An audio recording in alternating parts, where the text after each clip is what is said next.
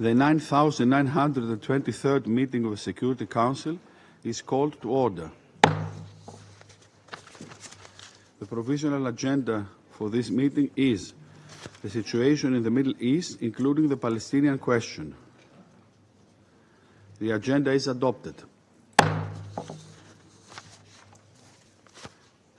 In accordance with Rule 37 of the Council's Provisional Rules of Procedure, I invite the representative of Israel and the United Arab Emirates to participate in this meeting. It is so decided.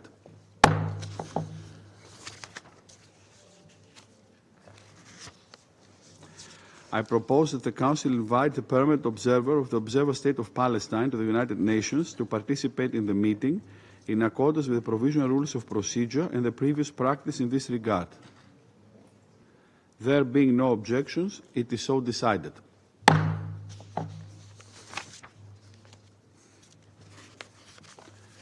In accordance with Rule 39 of the Council's Provisional Rules of Procedure, I invite the following briefers to participate in this meeting.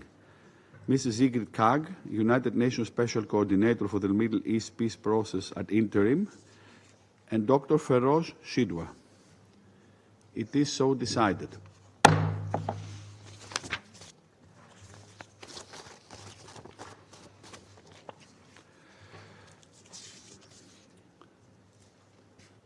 The Security Council will now begin its consideration of item 2 of the agenda.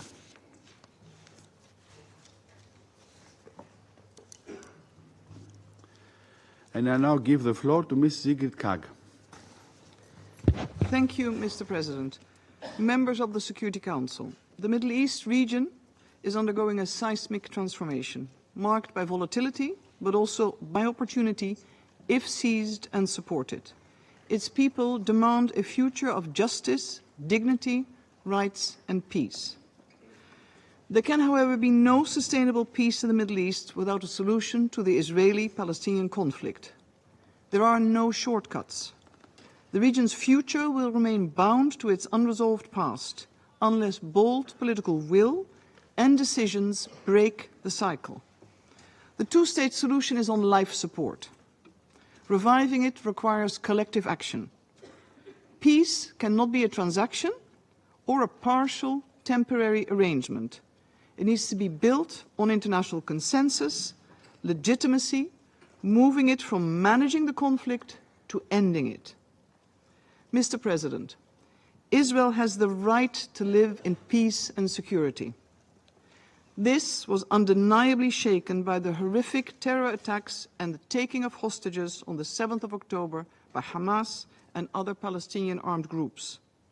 The suffering of the hostages and their families is immense and profound, affecting the entire country. The release of Eden Alexander on May 12th was a welcome but too brief moment of relief.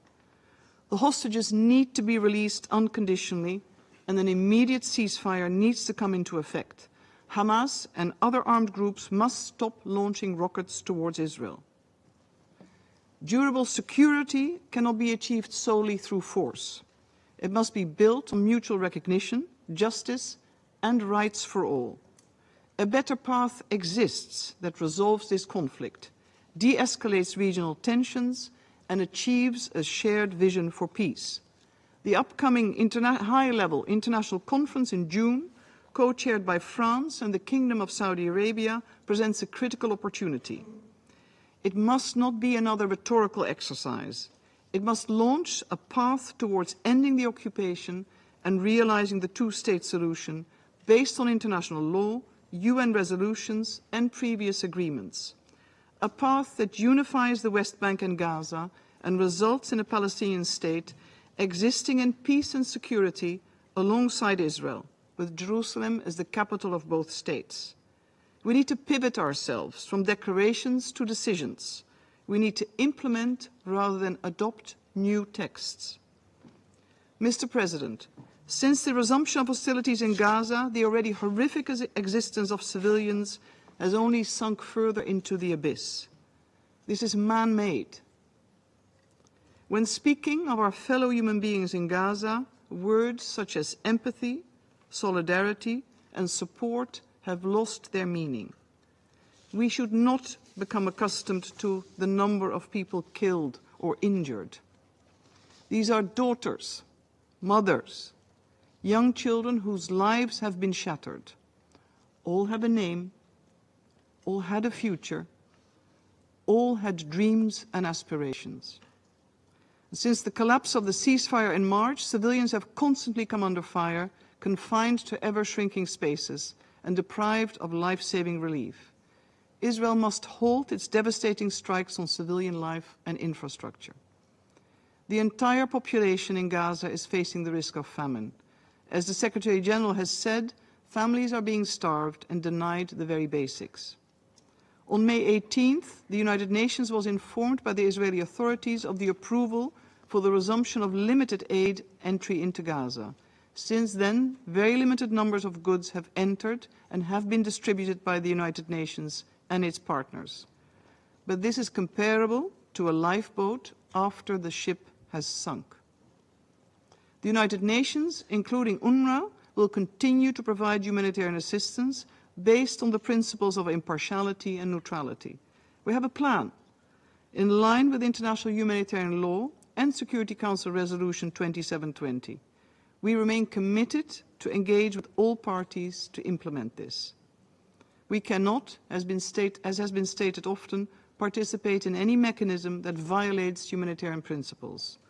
And allow me to reiterate that aid cannot be negotiable, and there can be no question of forced displacement. Civilians in Gaza have lost hope, Mr. President. Instead of saying goodbye, see you tomorrow, Palestinians now say, see you in heaven. Death is their companion. It's not life, it is not hope. Palestinians in Gaza deserve more than survival. They deserve a viable and vibrant future. Ultimately, any sustainable solution for Gaza is political.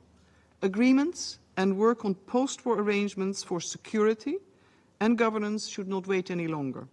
This includes support for a reformed, revitalized and empowered Palestinian government to govern Gaza and West Bank.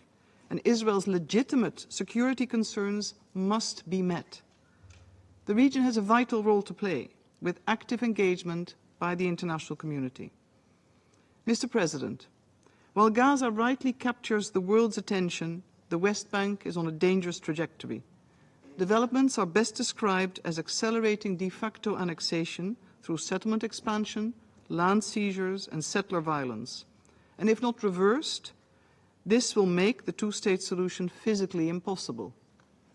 Israeli security operations in the northern West Bank, particularly in refugee camps, and ensuing armed exchanges have resulted in many Palestinians killed, including children, thousands displaced, and many without home. Attacks by Palestinian militants have also continued, resulting in Israeli civilian casualties, including the death of a pregnant woman. Violence against civilians from any side is never justified.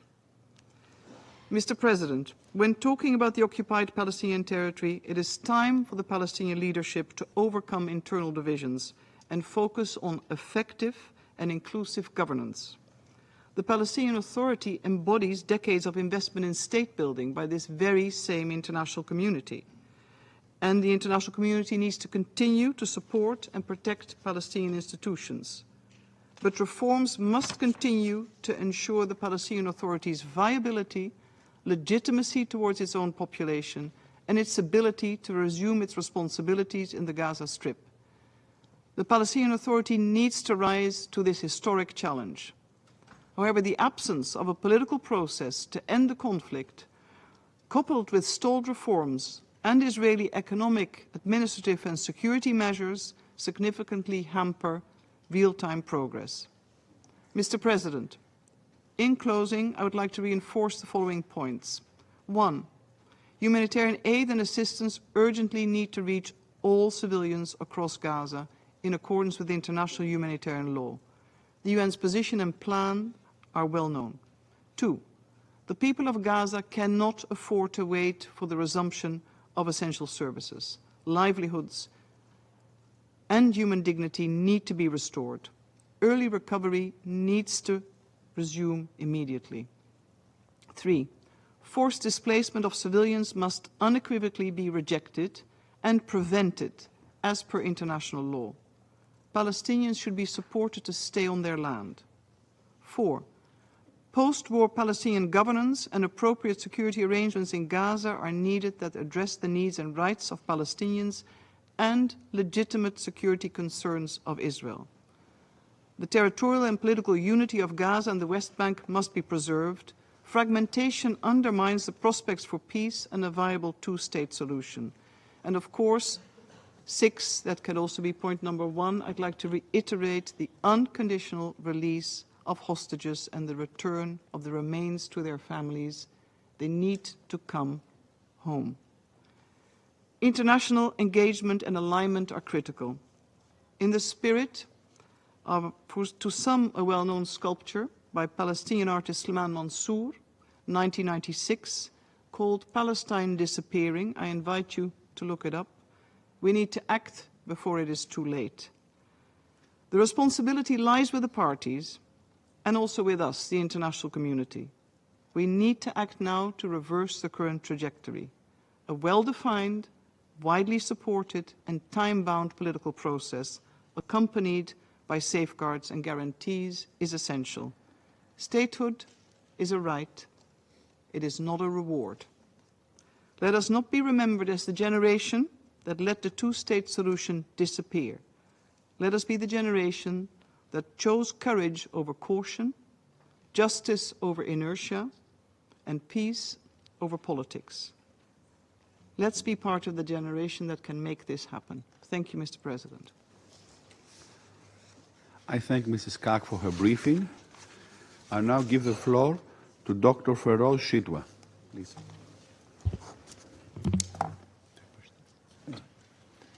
Thank you, Mr. President, members of the Council. My name is Dr. Feroze Sidhwa. I am an American trauma and critical care surgeon based in Stockton, California. I come before you today to speak about the Gaza Strip, where I have volunteered twice since October 7th. First at European Hospital from March 25th to April 8th of last year, and most recently at Nasser Medical Complex from March 6th to April 1st of 2025. Both are in the city of Khan Yunis. I'm not here as a policymaker or a politician. I'm a physician bearing witness to the deliberate destruction of a healthcare system, the targeting of my own colleagues, and the erasure of a people. The Constitution of the World Health Organization states that the health of all peoples is fundamental to the attainment of peace and security and is dependent on the fullest cooperation of individuals and states. I've taken this to heart, and it is the reason I volunteer in conflict zones from Haiti to Ukraine to Gaza. In Gaza, I operated in hospitals without sterility, electricity, or anesthetics. Surgeries took place on crowded and filthy floors.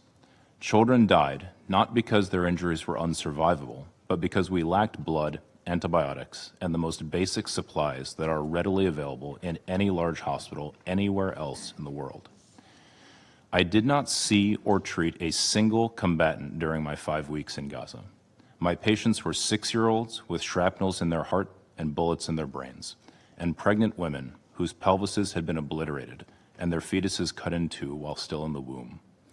Mothers sheltering in the hospital cooked bread on hot plates in the emergency department during mass casualty events, as we dealt with the rain of fire and death falling around us everywhere. Mr. President, the foundations of life in Gaza, family, health, and community, have been shattered. The medical system has not failed. It has been systematically dismantled through a sustained military campaign that has willfully violated international humanitarian law. Civilians are now dying not just from the constant airstrikes, but from acute malnutrition, sepsis, exposure, and despair. Between my 2 visits to Gaza, I witnessed a sharp decline in patients' health, driven not just by injury, but by worsening hunger and malnutrition that left their bodies weaker, their wounds slower to heal, and their survival far less certain. And let's not forget, this is a man-made catastrophe. It is entirely preventable. Participating in it or not, allowing it to happen is a choice. This is a deliberate denial of conditions necessary for life, food, shelter, water, and medicine. Preventing genocide means refusing to normalize these atrocities. It means refusing to dehumanize the Palestinians, to refuse to see them as calories counted or numbers of trucks moved. We see now that this way of thinking has brought about a human dignity crisis with an entire people on the edge of survival. On March 18th, the ceasefire was violated by Israel. That day, I witnessed the most extreme mass casualty event of my career at Nasser Medical Complex. 221 trauma patients arrived in one morning. 90 were dead on arrival. Nearly half were severely injured children. No health system on earth could cope with this, least of all one that is besieged and starved of supplies. Hospitals are meant to be sanctuaries. Healthcare workers and first responders are supposed to be protected. Children are supposed to be protected. In Gaza, these protections are simply gone. Every day, the distinction between combatant and civilian is erased. Most of my patients were preteen children, their bodies shattered by explosives and torn by flying metal. Many died. Those who lived often awoke to find their entire families gone. Last year, I published in the New York Times a survey of 65 American healthcare workers who had served in Gaza. 83% of them reported seeing children shot in the head or the chest. I personally treated 13 such cases in my 2 weeks at European Hospital. According to the War Child Alliance, nearly half of Gaza's children are suicidal.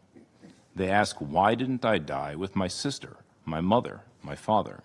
Not out of extremism, but out of unbearable grief. I wonder if any member of this council has ever met a 5-year-old child who no longer wants to live, let alone imagined a society in which so many young children feel this way. And what astonishes me is not that some children in Gaza have lost the will to live, but that any still cling to hope. My Palestinian friends, mostly healthcare workers, no longer speak of resilience or even survival. Parents memorize their children's clothing in case they must identify their remains later. They pray for one piece of bread to give them before they sleep so that their children might die less hungry if they are killed at night. And meanwhile, my Israeli and American friends express horror at what is being done in their names. Many of us cannot understand how our governments continue to arm this senseless destruction, but you in this chamber have the power to stop it. Mr. President, I am here because I have witnessed what is happening in Gaza with my own eyes, especially to children, and I cannot pretend not to have seen it. You too cannot claim ignorance. I urge the Council, and especially my own government, to act with urgency on these enforceable measures. 1. Demand an immediate and permanent ceasefire, including a halt to all arms transfers to all parties to the conflict, alongside targeted and lawful sanctions on Israel. 2. Demand the reopening of all of Gaza's crossings and guarantee unrestricted medical evacuations, including to hospitals in the West Bank and East Jerusalem, where Palestinian patients can be treated by Palestinian doctors, with safe return to Gaza assured. 3. Guarantee sustained humanitarian access throughout Gaza, allowing all essential supplies, shelter, food, water, fuel, and medical supplies, to reach all people in need. 4. Strongly and explicitly reject the weaponization and politicization of aid embodied by the Gaza Humanitarian Foundation, whose executive director, a veteran of the U.S. Marine Corps, publicly resigned on Sunday, citing the Foundation's lack of adherence to humanitarian principles. We must affirm support for existing UN mechanisms, back UNRWA, and ensure NGOs with expertise in reaching and providing specialized care to those in need have unimpeded, full access. 5. The immediate and unconditional release of all hostages. 6. The immediate and unconditional release of all healthcare workers, including Dr. Hussam Abu Sufia, now held in Israeli detention for more than 150 days. And 7. Without delay, uphold the UN Charter and act now to prevent genocide. One day, Gaza survivors may have a record of the empty promises made by the members of this council as their wounds deepened and their lives were lost. If this Council remains silent and fails to act now, that record will stand as a testament to a global failure to provide urgent care and to the collapse of our collective conscience. I'm pleading with you to do what you were entrusted to do, to protect international peace and security, and to prevent irreversible harm. The steps I mentioned are the very least that is needed. I'm asking my own government's representative to hear the voices of the majority of Americans who are calling for the same. If this continues, there will be no Palestinian doctors left, no one to care for the sick and wounded. There will be no Palestinians left to rebuild the healthcare system. We are losing a generation before our eyes, condemning people to die of hunger, disease, and despair, deaths that could be easily prevented. Thank you. I thank Dr. Sidhwa for his briefing, and I now give the floor to those Council members who wish to make statements. And I give the floor to the representative of the United States. Thank you, Mr. President. And thank you, Coordinator Cog and Dr. Sidhwa, for your briefings. First, let me express condolences on the tragic murders of Israeli embassy officials Yaron Lachinsky and Sarah Milgram, an American citizen, at a Jewish community event last week in Washington. Yaron and Sarah were murdered for no other reason than the assailant wanted to kill Jews. It is horrific and shameful. We can and must do better to combat the sickening rise of anti-Semitism around the world. May their memories be a blessing. I think it's worth noting Yaron's final post before his murder on the social media platform X addressed anti-Semitism at the UN. Specifically, it condemned Under-Secretary General for Humanitarian Affairs Tom Fletcher for spreading anti-Semitic lies.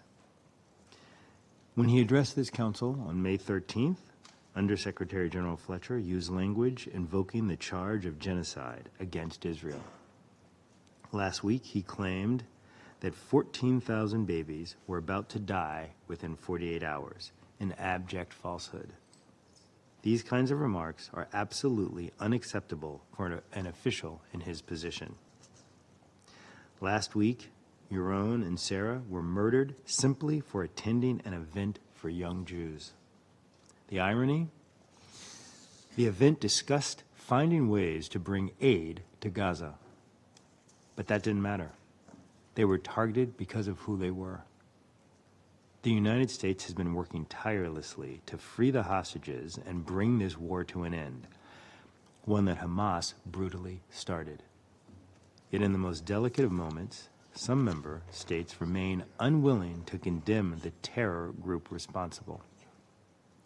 Forget that these actions endanger hostages. The actual outcome is condemning civilians in Gaza to remain under Hamas's control for another generation. For our part, the United States will continue its effort to bring about a diplomatic agreement that will free the hostages. Hamas continues to reject proposals from the United States, Qatar, and Egypt that would release the 58 remaining hostages who have now been cruelly held for 600 days and bring calm to Gaza. Every day, Hamas demonstrates its lack of regard for the Palestinians it claims to represent, all while it violently suppresses protests against its barbaric rule and diverts aid meant for civilians. The United States fully stands behind Israel and its right to defend itself. In order to move forward, Hamas must be defeated. As Secretary Rubio has said, if an ember survives, it will spark again into a fire. There can be no peaceful and prosperous Gaza as long as Hamas governs it by force. The Council should apply pressure on Hamas to disarm, leave, and free Palestinians in Gaza from Hamas's tyranny. Shielding Hamas from accountability only undermines Israel's security and prolongs Palestinian anguish. Hamas must release the hostages immediately, including the bodies of the 4 murdered Americans it continues to hold. Itai Hen, Gadi Huggy, Judy Weinstein Huggy, and Omer Nutra. We will not rest until every hostage has been returned from Gaza. Let us be clear.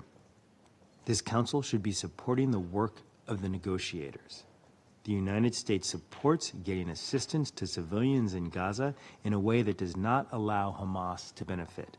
We support the new initiative to resume the flow of aid through pre-existing mechanisms in advance of the Gaza Humanitarian Foundation's mechanism becoming fully operational.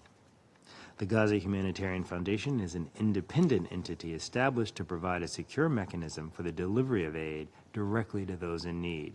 We call on the UN to work with the Gaza Humanitarian Foundation and Israel to reach agreements on how to operationalize this system in a way that works for all.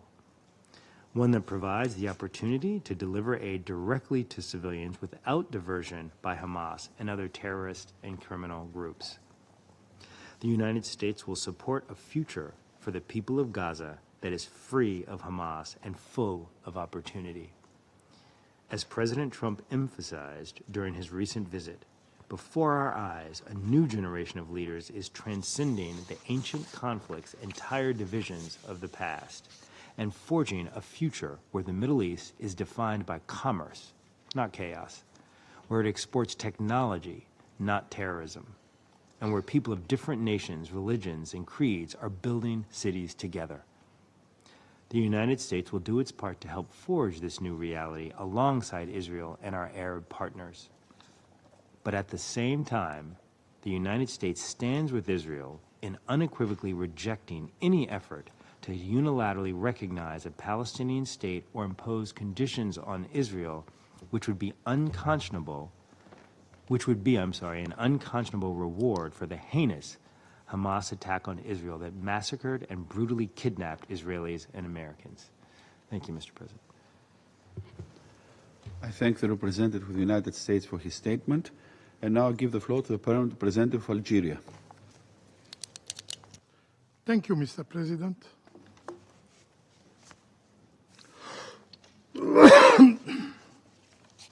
At the outset,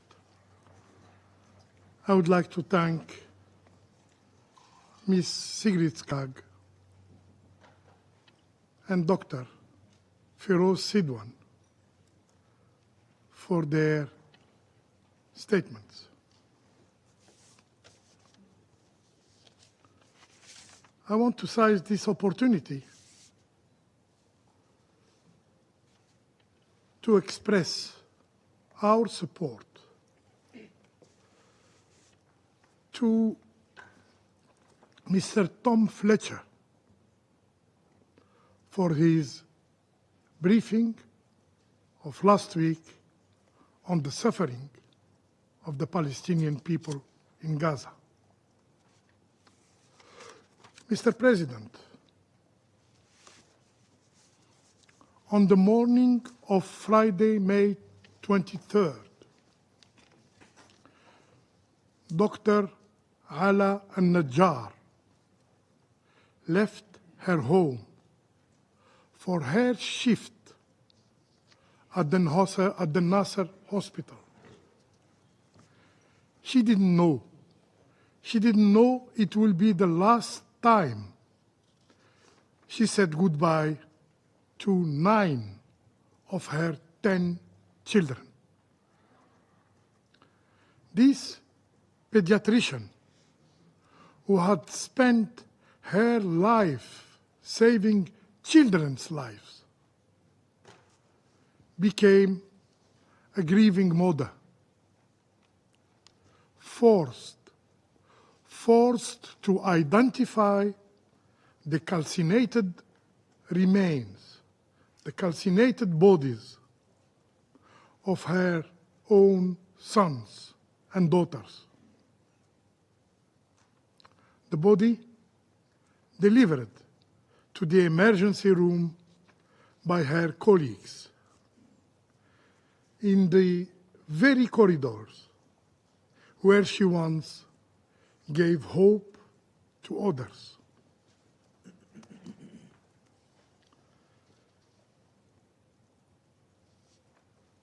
Dr. Najjar's children had names. Yahya, Raqan, Raslan, Jubran, Eve, Rifan, Sidin, Luqman, and Sidra. All were killed.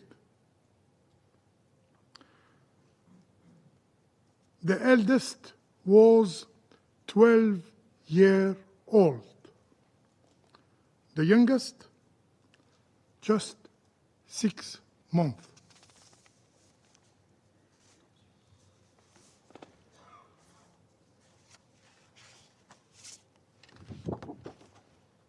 These are these children.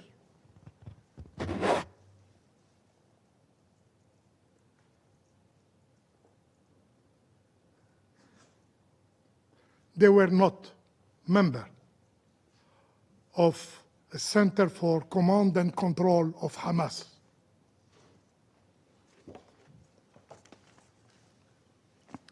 As Dr. Najjar buries her children, this is Dr. Najjar.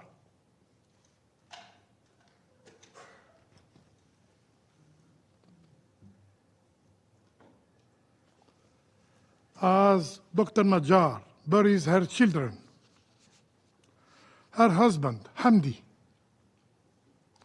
is still lying in deep coma. And her 10-year son, Adam, critically wounded, is lying in the hospital. We hope he will be surviving.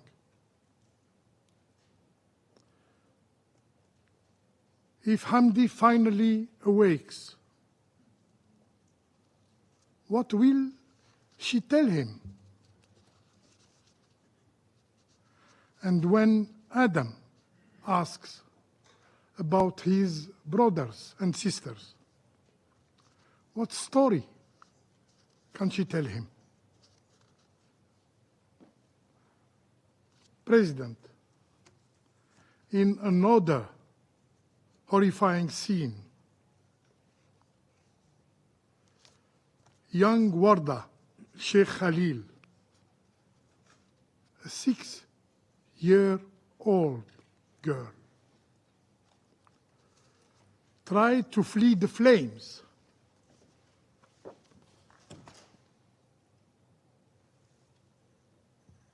Tried to flee the flames.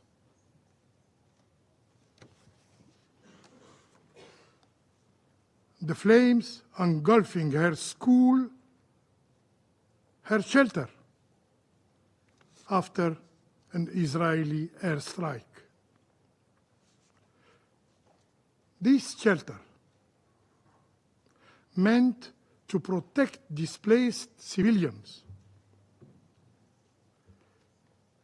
became a crematory oven.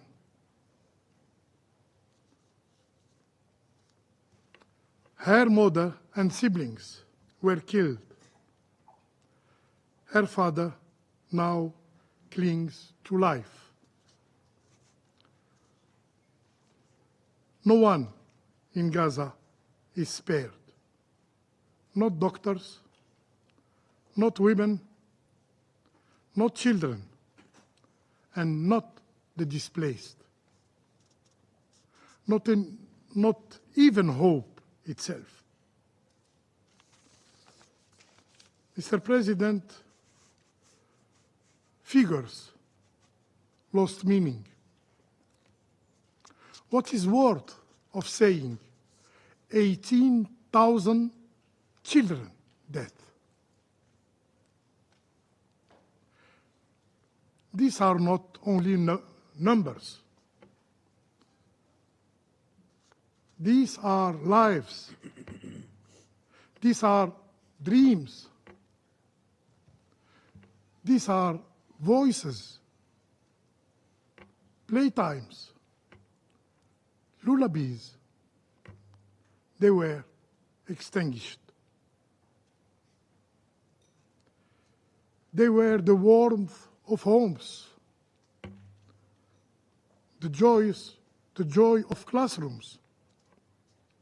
They were the pulse of neighborhood.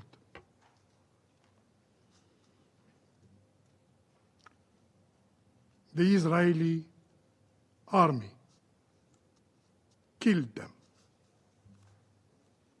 They killed them deliberately in a mother's arms, in classrooms, in hospitals, in bread lines under staircases, and in tents. Their deaths were not collateral. They were the consequences of a system that sees Palestinian lives as not human, as disposable.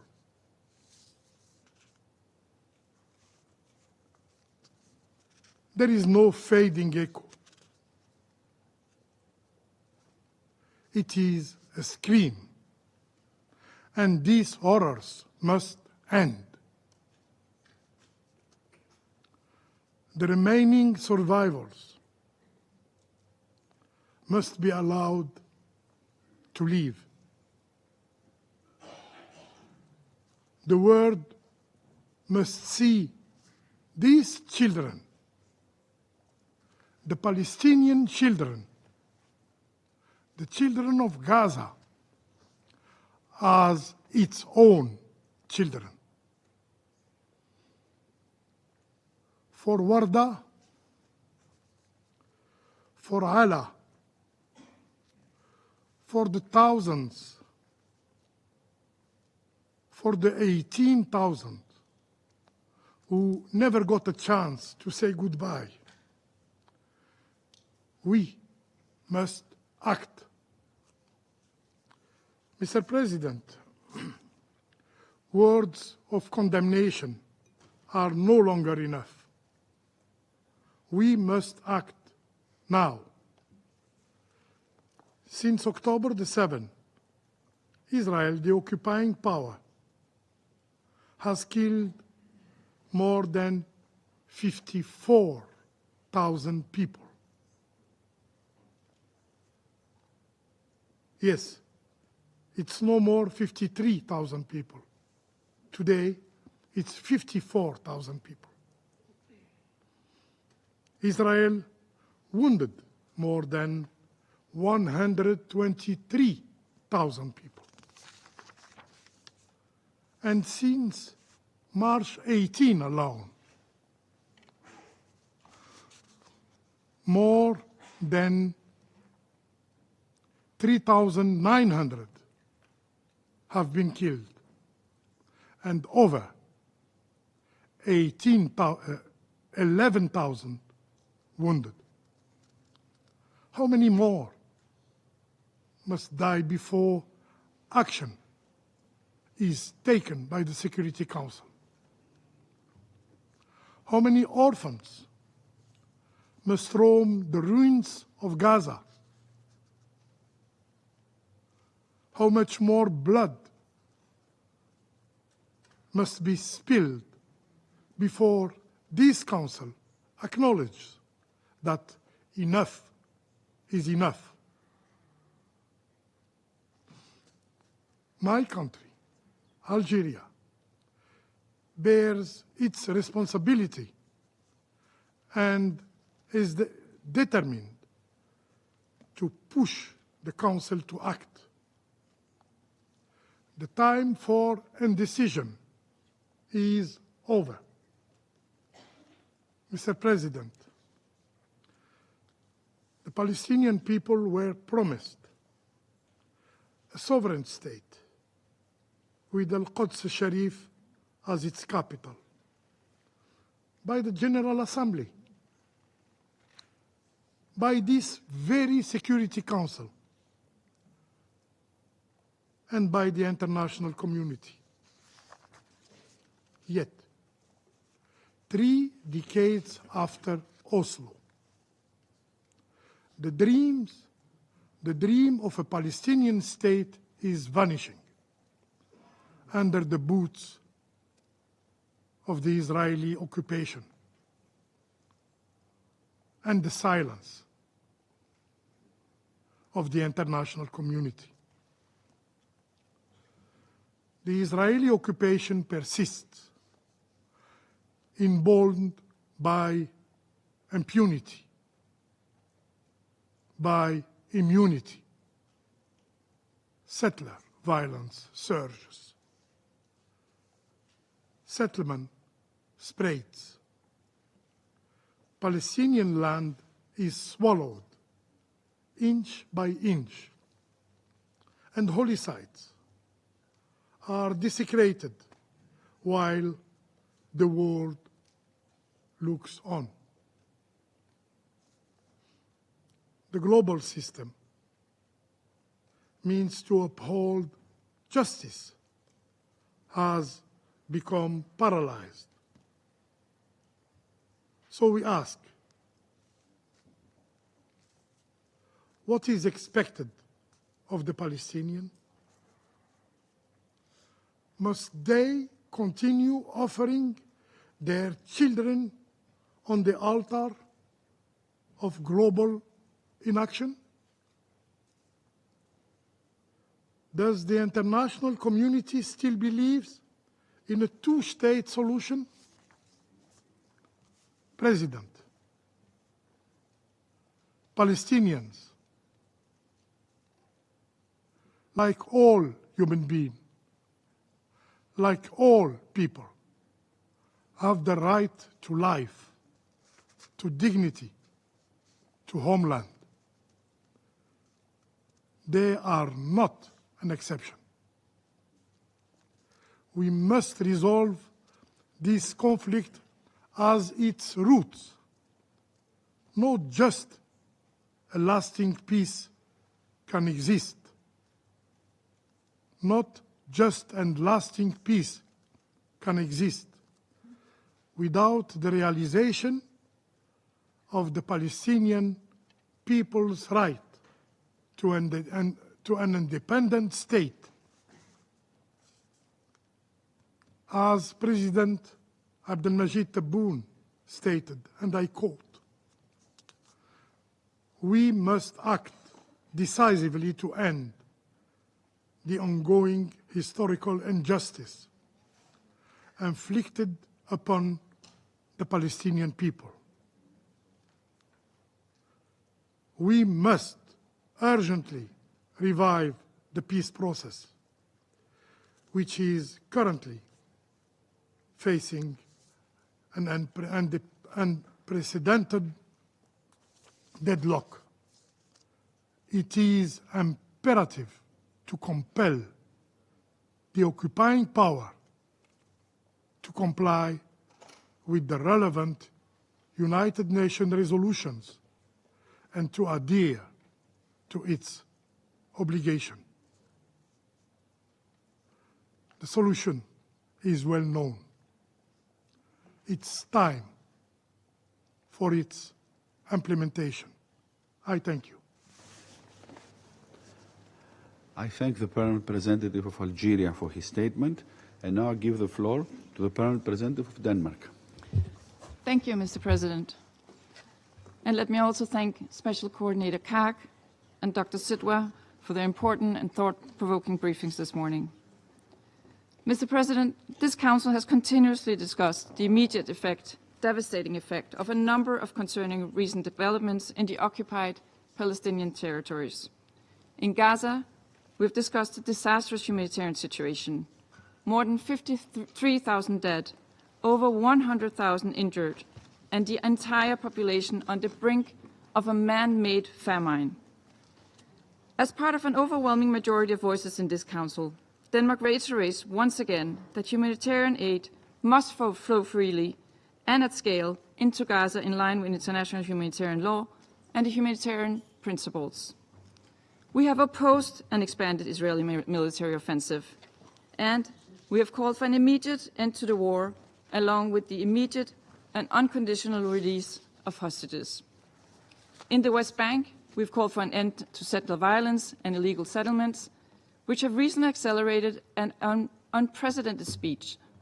Yet, we continue to witness forced displacement, demolitions, and movement restrictions imposed on Palestinians. Mr. President, as we condemn the immediate effects of these developments, this Council has a responsibility to address their long-term impact on international peace and security.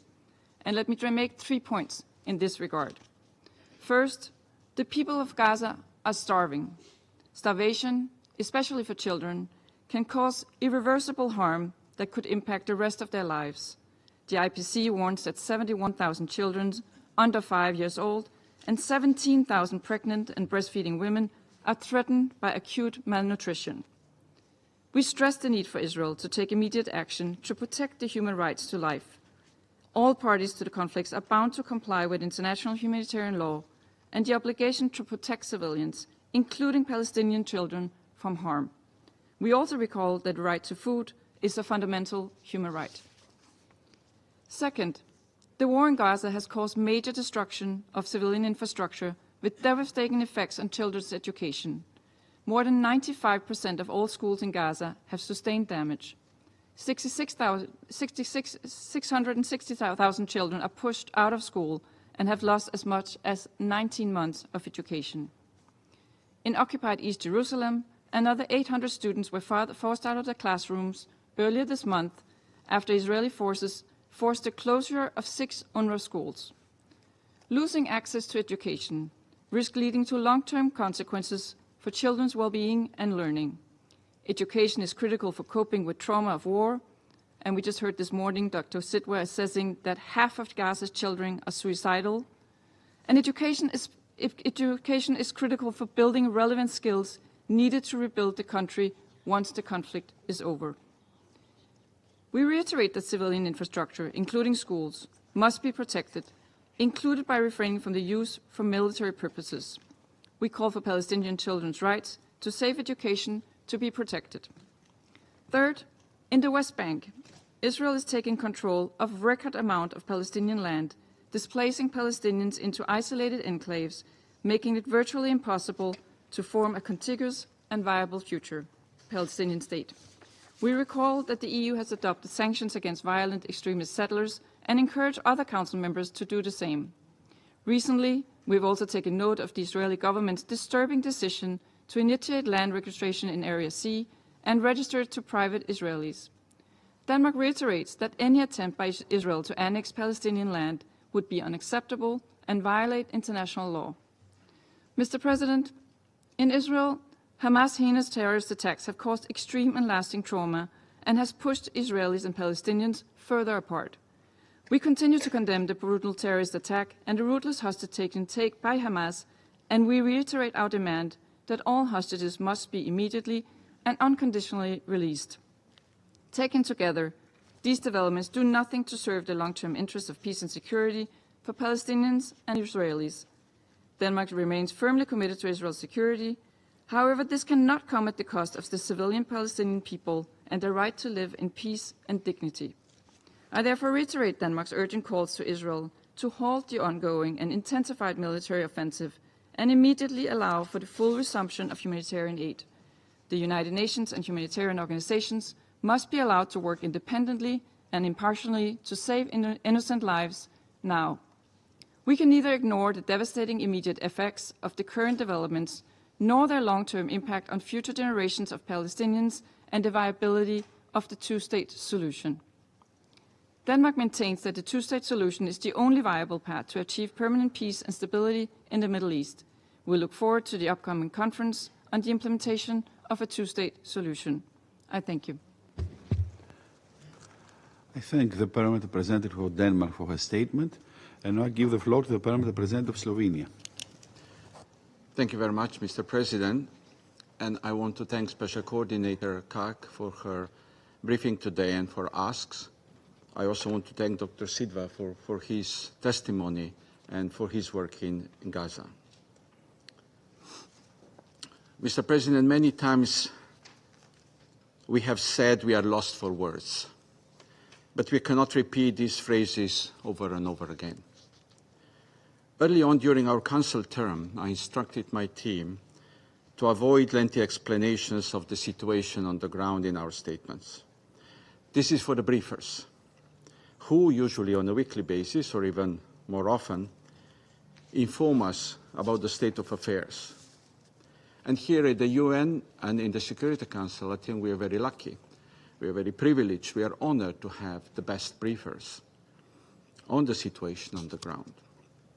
From Special Coordinator Kag to Undersecretary General Fletcher to civil society briefers like Dr. Sidhwa today. Our role is not to challenge the briefers, is not to challenge the messages, but to address the message. Our role is to take positions, to be the one who takes into account briefings, the one who can carefully examine the positions of the others and find possibilities for the Council to react to threats of international peace and security. Mr. President, my statement can be summarized in one word and one sentence. The word is responsibility. And the statement is, we have responsibility to protect civilians in Gaza. Burning tents, striking school-turned shelters, continuously displaying civilians, causing hunger, shutting down hospitals, cutting essential services. These grave violations of international humanitarian law and human rights law have pushed thousands of civilians to the brink of survival. As the task of listing every single cruelty has become impossible, our responsibility not to remain silent has become clearer, and the responsibility to act. We have a clear responsibility to protect civilians. With the alarm bells ringing through the latest IPC report and the information circulating on the hunger in Gaza, we continue calling for immediate lifting of the blockade on Gaza. As the full blockade surpasses 2 months, we must be clear that the current volume of aid reaching Gaza is not enough, and that entry at scale and safe and unhidden distribution are urgently needed. Crossings need to be open. All possible corridors used and facilitation must be granted. Safe passage for medical personnel and humanitarian workers must be guaranteed. Time is of the essence. We repeat that any actor delivering humanitarian assistance must adhere to international humanitarian law and international principles on humanity, neutrality, impartiality, and independence. We repeat our deep concerns over the new model of distribution of aid. We welcome the UN coordinated plan to resume humanitarian aid deliveries to Gaza, and, as clearly underlined in today's statement by the EU High Representative Kallas, we recall the indispensable role of the UN in distributing humanitarian assistance. During the ceasefire, the UN proved that it can deliver if allowed. Mr. President, we have a clear responsibility to act. This is why Slovenia fully supports the ongoing efforts of Egypt, Qatar, and the United States to find a negotiated solution for a ceasefire in Gaza. We call on all parties to engage in good faith. This is why Slovenia strongly supports the conference on the two-state solution to be held in June under chairmanship of France and Saudi Arabia. But we do believe these efforts should be done hand in hand with the action of the Security Council. Time is of the essence. The Council should be clear in its unambiguous demand for unimpeded humanitarian access, and that is why we support urgent action of the Council.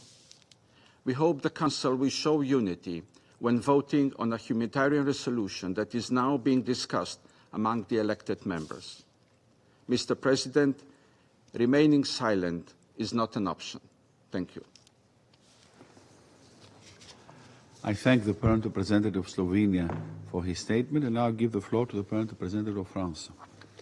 Merci, Monsieur le Président. Thank you, Mr. President. Mr. President, France thanks the Special Coordinator, Madam Sigrid Kaag, as well as Dr. Feroze Sidhwa for their briefings, which serve as a reminder of the ordeal being endured by civilians in Gaza. Mr. President, France will never forget the heinous terrorist crimes perpetrated on 7 October 2023, the hostages who remain in Gaza in the hands of Hamas and other terrorist groups must be released. And the minister has recalled here, reiterated the fact that Hamas is not and cannot be a part of the solution in Gaza. Hamas needs to be disarmed and must be politically neutralized. However, the civilians in Gaza are not Hamas, and civilians in Gaza are enduring a humanitarian situation that is devastating. And the Security Council has an obligation to act in response by continuing to demand that Israel meet its obligations under international humanitarian law, and the Security Council must act and adopt a humanitarian resolution. Firstly, all obstacles to the entry and delivery of humanitarian assistance and all restrictions on the quantity and composition of this assistance need to be lifted.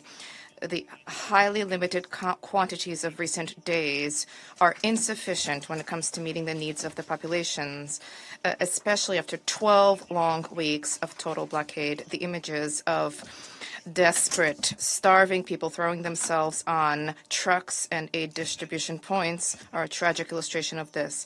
Dozens of tons of assistance financed by France and other countries not being delivered to Gaza is unacceptable. Second, we reiterate our full support for the United Nations and humanitarian partners thereof, who have demonstrated their ability to deliver assistance fully in line with humanitarian principles. We applaud the plan that was announced on 16 May, which shores up safeguards against the risks of a diversion, and we call in this regard upon Israel to facilitate and to allow for full access of UN personnel to Gaza in order to verify the delivery of humanitarian assistance as stipulated in Resolution 2720. We recall our support for UNRWA, the Undersecretary General Fletcher, and his services, and we support all UN agencies, funds, and programs, as well as systems who are working on the ground, seeking to provide honest, impartial testimony and to deliver on humanitarian needs. We call upon Israel to allow the United Nations and humanitarian partners to operate in full safety and security, the establishment of an alternative system which respects neither international law nor humanitarian principles thereof, and which engenders forced displacements of people is simply unacceptable.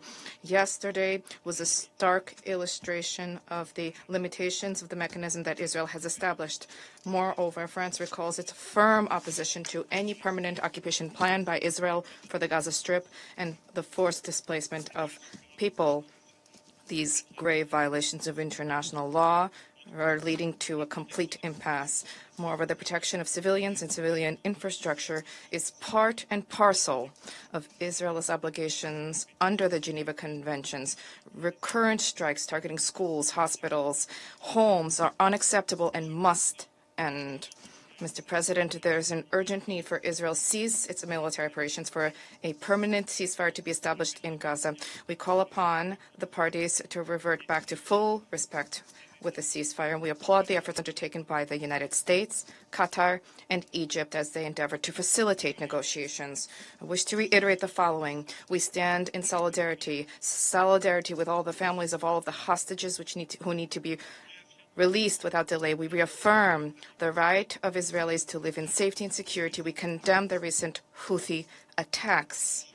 However, there's an urgent need to propose an alternative to war for Palestinians and Israelis, an alternative rooted in the two-state solution, one that reflects the legitimate aspirations of the two peoples, Palestinians and Israelis, to have a state and to live in peace and security. France thanks member states for their mobilization during the preparatory meeting on the 23rd of May, specifically those who have accepted responsibility of the working group. There's a need now to adopt concrete political, financial, and material commitments to preserve the two-state solution with a view to the convening of the conference, which France will co-chair with Saudi Arabia on the 17th to the 20th of June 2025.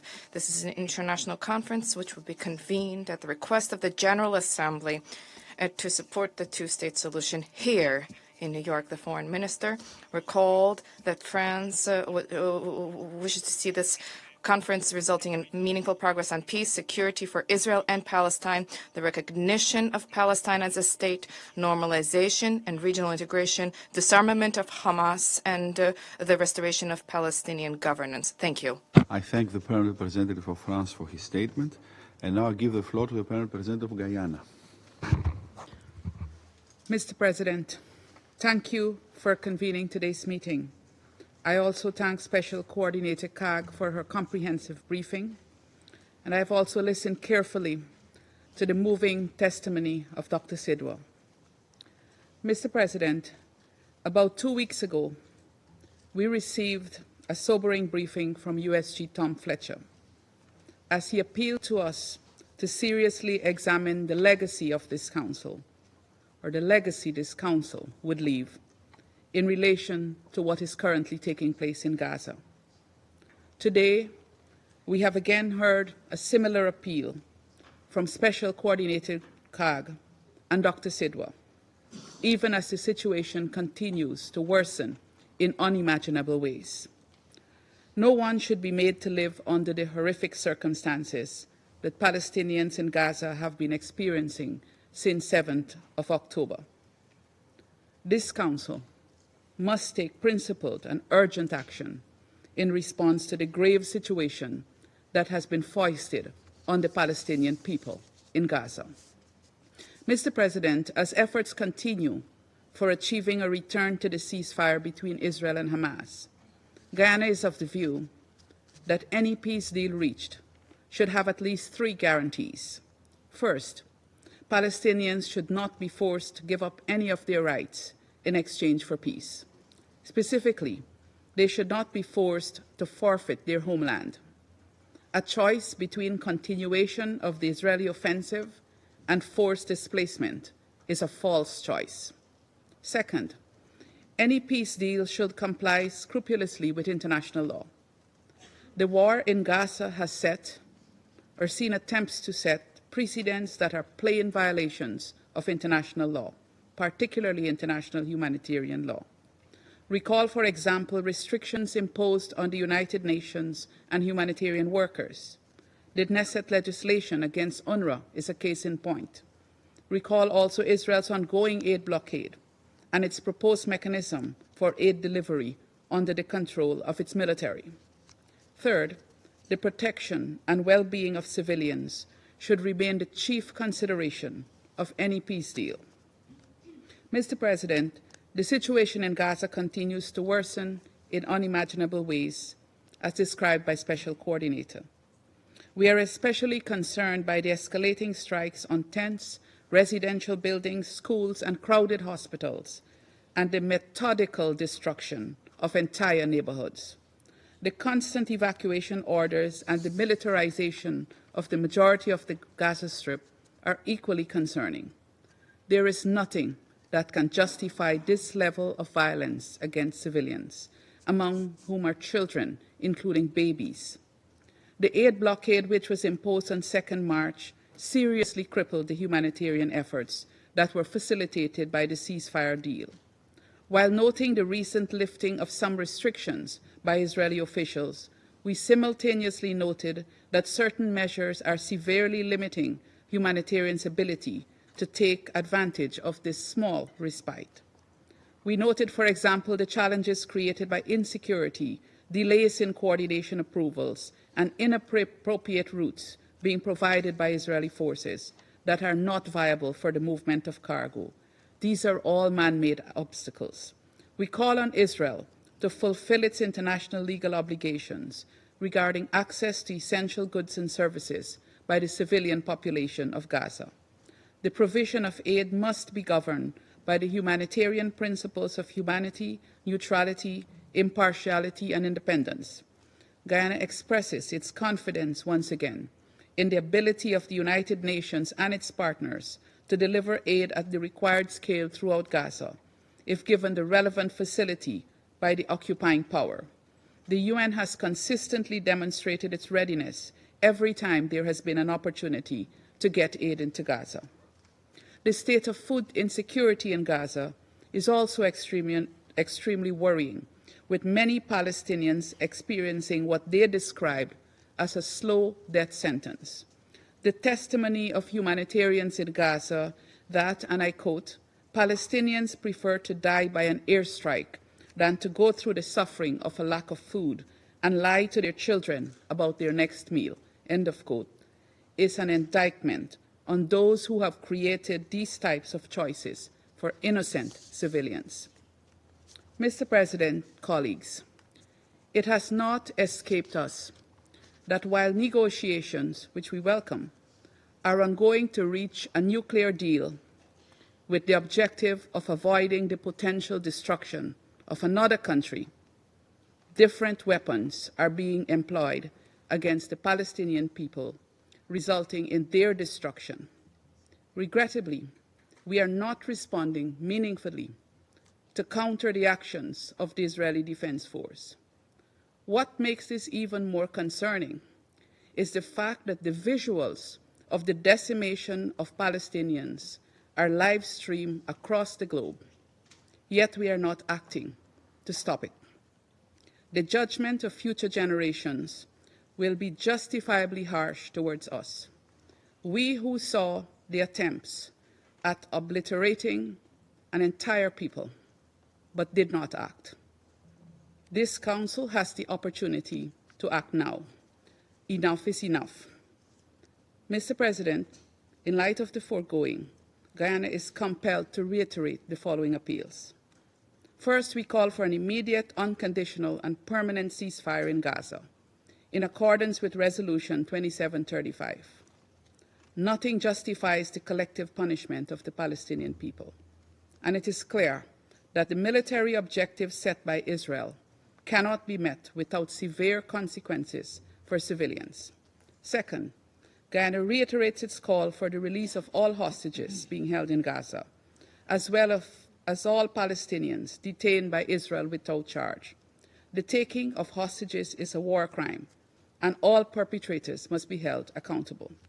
Third, Guyana appeals to Israel to completely lift the humanitarian aid blockade on Gaza and to allow the United Nations and its partners to carry out their life-saving work. International humanitarian law demands that Israel fulfill its obligations towards civilians, and the International Court of Justice has reaffirmed this. Finally, Guyana appeals to this Council and the international community as a whole to work urgently to revitalize the two-state solution as the only just and comprehensive solution to the Palestinian question. I thank you.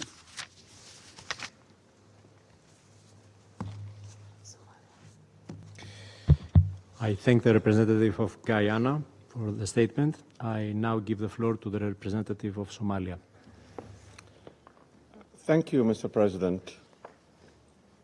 We thank the Presidency for convening this timely meeting in light of the deepening humanitarian crisis in the occupied Palestinian territories. We thank Ms. Sigrid Kaag for her briefings and for her efforts as the UN Special Coordinator for the Middle East peace process. We also thank Dr. Feroze Sidhwa for his briefings. We remain gravely alarmed by the dire humanitarian situation in Gaza, where the continued military escalation has pushed the population to the edge of survival. There is quite simply no safe place to go in Gaza for civilians. The recent reports of famine risk, forced displacement, and destruction of vital infrastructures are deeply distressing. This is a crisis entirely man-made and preventable, which is exacerbated by the persistent denial of access to a life-saving aid. Somalia strongly condemns the ongoing restrictions on humanitarian access and calls for an immediate, safe, unhindered delivery for the assistance throughout Gaza. All border crossings, including Rafah and Karim Shalom, must be reopened, and international humanitarian law must be respected without exceptions. We also express our concern regarding the mounting pressure on UNRWA and reiterate our full support for its critical role in serving the Palestinian refugees. Attempts to legitimize or defund the agency threatens not only the rights of the refugees, but also the broader stability of the region.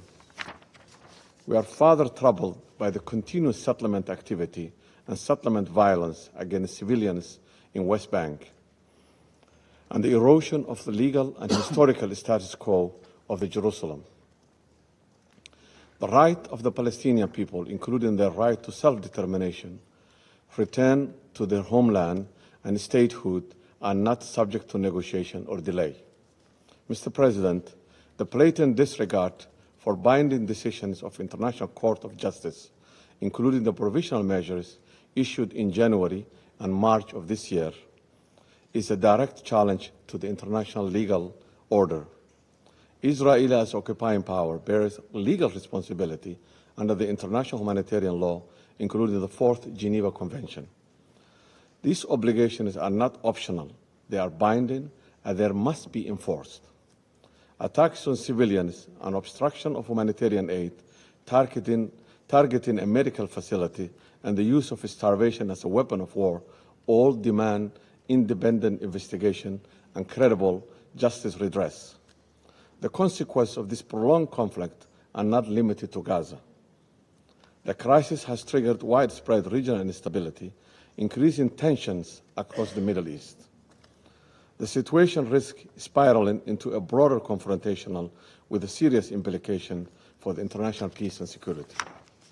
Mr. President, this Council cannot remain silent as innocent lives are lost and humanitarian norms are violated. We call for an immediate, unconditional, and permanent ceasefire, the full restoration of humanitarian access across Gaza. Somalia supports all credible diplomatic efforts aimed at de-escalation and the conflict resolution, including the upcoming International Peace Conference, co-hosted by Saudi Arabia and France. We urge the international community to seize this moment and relaunch a serious political process toward a just, lasting peace, one that guarantees the establishment of independent and sovereign Palestinian state with Al-Quds Sharif at its capital, in line with international law and relevant United Nations resolutions. To conclude, Mr. President, my delegation reaffirms its commitment to working alongside fellow Council members and regional partners to uphold international law, defend humanitarian principles, and advance the legitimate rights of the Palestinian people. I thank you. I thank the representative of Somalia for their statement, and I now give the floor to the representative of the United Kingdom. Thank you, President. I thank Special Coordinator Karg and Dr. Sidhwa for their briefings today, which painted a catastrophic picture. Let me pay tribute to you and to your humanitarian and health worker colleagues working tirelessly to alleviate this suffering. I'll make 3 points. First, the UK has always supported Israel's right to defend itself. It suffered a heinous attack by Hamas on 7 October, and hostages have been through an unimaginable ordeal. We reiterate our call for their immediate and unconditional release and accountability for those responsible. But as my Prime Minister has said, we strongly oppose the Israeli government's escalating military action in Gaza, which is wholly disproportionate. An immediate ceasefire, not more bloodshed, is the way to secure the release of the hostages and stop the endless cycle of violence.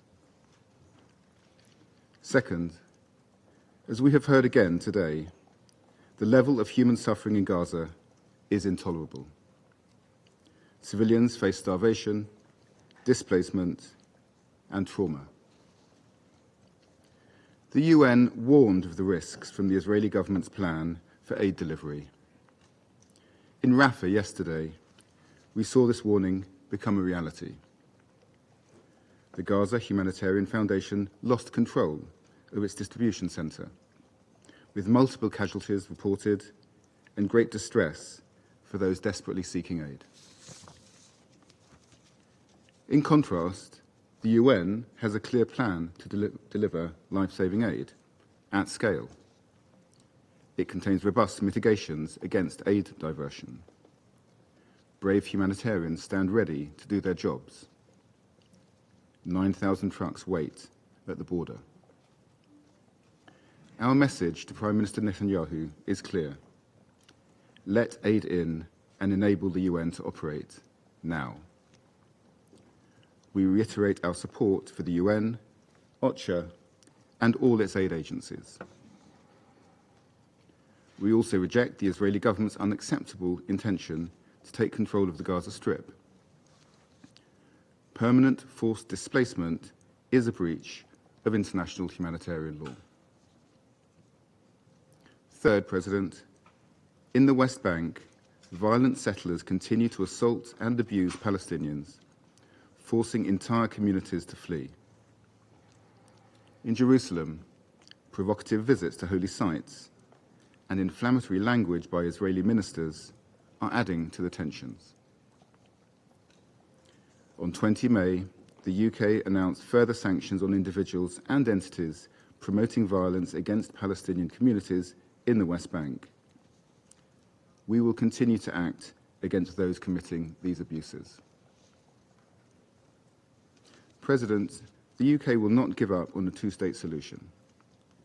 We will continue to work closely with France, Saudi Arabia, and all our partners towards a successful conference in June, which moves us towards this goal. Finally, let me finish by condemning the horrific murders of Yaron Lishinsky and Sarah Milgrim in Washington, D.C. last week, and offering condolences to their families and to their colleagues. I thank you. I thank the representative of the United Kingdom for their statement, and I now give the floor to the representative of Panama. Thank you very much, Mr. President. Panama would like to thank you for convening this meeting, and we'd like to thank Madam Sigrid Kaag, Interim Special Coordinator for the Peace Process in the Middle East, and Dr. Sidhwa Feroze. Thank them both for their briefings.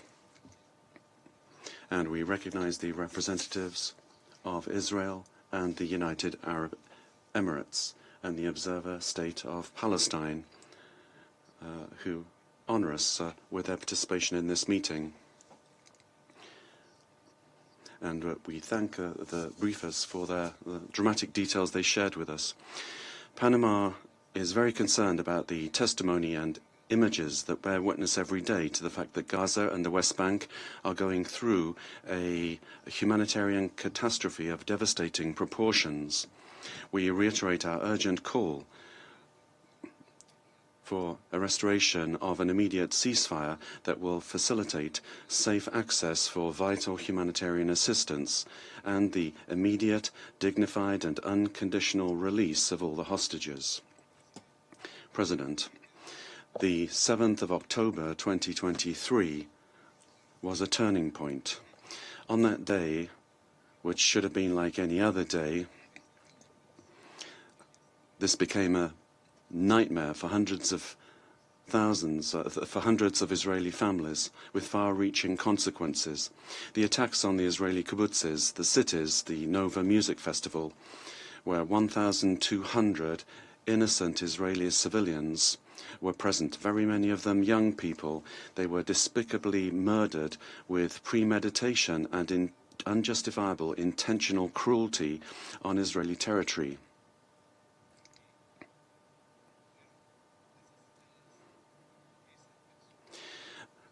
These people were murdered and another 251 kidnapped and taken to dark tunnels in Gaza. This was the outcome of the massacre. People who were plucked from their homes and the environment that gave them security. The terror burst into their lives without distinction, leaving behind a still open wound. We'd also like to highlight the silent drama of those that have disappeared. There are still Israeli hostages whose fate is uncertain, as well as very many Palestinians still under the rubble, where there's no clear information about their whereabouts. For some people, the uncertainty with regard to disappearance prevents them from receiving closure in the grieving process. We reiterate our support and solidarity with all the families. The horror unleashed on the 7th of October was not an isolated event. It was the beginning of a spiral of violence that still hasn't stopped, and it is civilians who have suffered the most. Since then, the Palestinian population has also been living under a constant threat, trapped in the crossfire and the consequences of political and military decisions which ignore human dignity. The skies over Gaza no longer bring hope, but instead the roar of bombs. This same sky, which our sons and daughters, nieces and nephews look upon with amazement and joy when they see a kite flying or they see a bird flying overhead, for millions of people, this sky has become an alarm, a warning that death lies in wait and it can arrive at any time. And on land where previously there were schools, where children had dignified homes, where there was a freshly baked bread, now there's only hunger, rubble, and the imposing shadow of a war tank. What should have been their happiest years has now become a wasteland of sirens, explosions, and constant threat, generating fears that no person, irrespective of their age, should experience. More than 53,000 Palestinians have died, and hundreds of thousands have been wounded during the conflict. More than 1.9 million people have been displaced in Gaza, some of them more than 10 times. 81% of the territory has been declared a militarized zone or subject to displacement orders. In the West Bank, the restrictions on movement, demolitions, and violence have worsened a situation that was already unsustainable. President, the situation for children in Gaza is particularly alarming. UNICEF has warned us that more than 70,000 children under 5 years of age could suffer from acute malnutrition, including 14,000 with severe malnutrition. Very many of these children are dying due to completely preventable causes. We're concerned at the virtual total collapse of essential services. According to the World Health Organization, only 19 of 36 hospitals in the Strip are still operational, and at least approximately 94% of those are out of commission, damaged or destroyed, either partially or totally. Kamal Adwan Hospital, a center that dealt with severe malnutrition in the north of Gaza, suspended its operations on the 20th of May. Throughout the territory, there are only 2,000 hospital beds left for more than 2 million people. According to the United Nations, the community kitchens are only able to distribute 300,000 rations per day when what is required are more than 2 million. Limited and fragmented access to basic necessities, food, medicines, drinking water, cannot continue to be the norm. We are very concerned to take note of the incidents that occurred yesterday when the chaos caused by a despairing Palestinian population who were hungry overcame a distribution center. These facts demonstrate the limitations of this solution and underscore the urgent need for there to be better coordination with the participation of the United Nations agencies that will guarantee safe access and more effective and broad distribution of humanitarian assistance.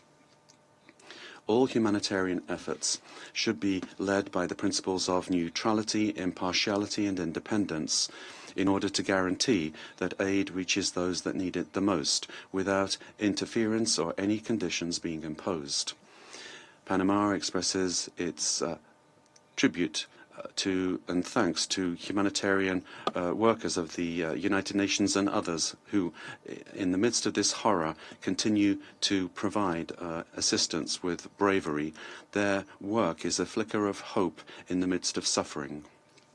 Mr. President, Panama reiterates its urgent call for an end to be put to the spiral of suffering of Israelis and Palestinians. The time has come to save lives, to allow unimpeded access for humanitarian assistance, and to bring about the dignified, immediate and unconditional release of those who still remain in captivity. We are not just speaking about a cessation of hostilities, but rather a moral awakening, a restoration of the basic notion that every human life matters. The future of Gaza cannot continue to be held hostage to the extremism of Hamas and by its express intention to terrorize the Israeli people and keep them hostage to their threats. The future of Palestine and Israel cannot continue to be hostage to fear, hate and despair. Only political courage, compassion, and a genuine will for reconciliation and efforts for a comprehensive reconstruction will be able to open the path towards lasting peace, where Israelis and Palestinians are able to live side by side in peace with secure, recognized and mutually respected borders. Peace is not the absence of war, it is the presence of dignity. Thank you very much. I thank the Permanent Representative of Panama for his statement, and now I give the floor to the Permanent Representative of Sierra Leone. Thank you, Mr. President. I also thank Ms. Sigrid Kaag, United Nations Special Coordinator for the Middle East Peace Process ad interim, for a detailed and sobering briefing on the situation in the Middle East, particularly with reference to the Gaza Strip and the West Bank. I also acknowledge the compelling contribution of Dr. Feroze Sidhwa. Mr. President, while Sierra Leone acknowledges the fragile but incremental progress in Syria and Lebanon, the unfolding catastrophe in Gaza and the persistent violence in the West Bank remain matters of grave and urgent concern. The past months have witnessed one of the darkest moments for civilians in Gaza. The persistent obstruction of life-saving humanitarian aid, systematic destruction of civilian infrastructure, and widespread loss of innocent life have breached not only the bounds of humanitarian concern, but also raised serious questions of accountability under international law. The prolonged blockade and the military operations by the Israeli Defense Forces have rendered over 80% of the territory either under evacuation orders or de facto inaccessible. These actions have created catastrophic conditions that imperil the survival of the civilian population and heighten the risk of starvation, malnutrition, and lawlessness. The month of May alone have seen hospitals, such as the Indonesia and European facilities in Gaza, struck by attacks, further diminishing access to urgent care. The repeated targeting of healthcare infrastructure and personnel is a clear violation of international humanitarian law and must cease immediately. Civilian objects must never be used for military purposes, nor civilians used as human shields. The protection of civilian lives must remain a cardinal principle for all parties to the conflict. in the West Bank, the upsurge in settler violence, forced displacement, and destruction of property, particularly in Tulkarem, Jenin, and Tobas, is deeply concerning. We deplore all such acts, including the killing of civilians by any actor. Mr. President, the toll on civilians in Gaza, especially women and children, continues to shock the global conscience. Sierra Leone stands firm in its commitment to the UN Charter and to the fundamental principles of peace, justice, and human dignity. Accordingly, we must collectively recognize that the situation unfolding in Gaza now bears many of the hallmarks of mass atrocity crimes. The risk is not theoretical. It is real, credible, and escalating. Given our experience, we understand too well the consequences of delayed international action or inaction. We also recall with painful clarity the global failure to prevent the mass atrocities in Rwanda and Srebrenica, subsequently declared as genocide by competent international courts. The International Court of Justice, in its landmark decisions, has underscored the legal and moral duty to act to prevent genocide. The obligation to prevent genocide is not discretionary. It is a preemptory norm of international law, binding on all states. It imposes duty not only to refrain from committing such crimes, but to take active, timely measures to avert them. Presently, we face a moment no less consequential. We are deeply alarmed by the consistent report of indiscriminate bombardment, destruction of vital infrastructure, deprivation of humanitarian assistance, and inflammatory rhetoric.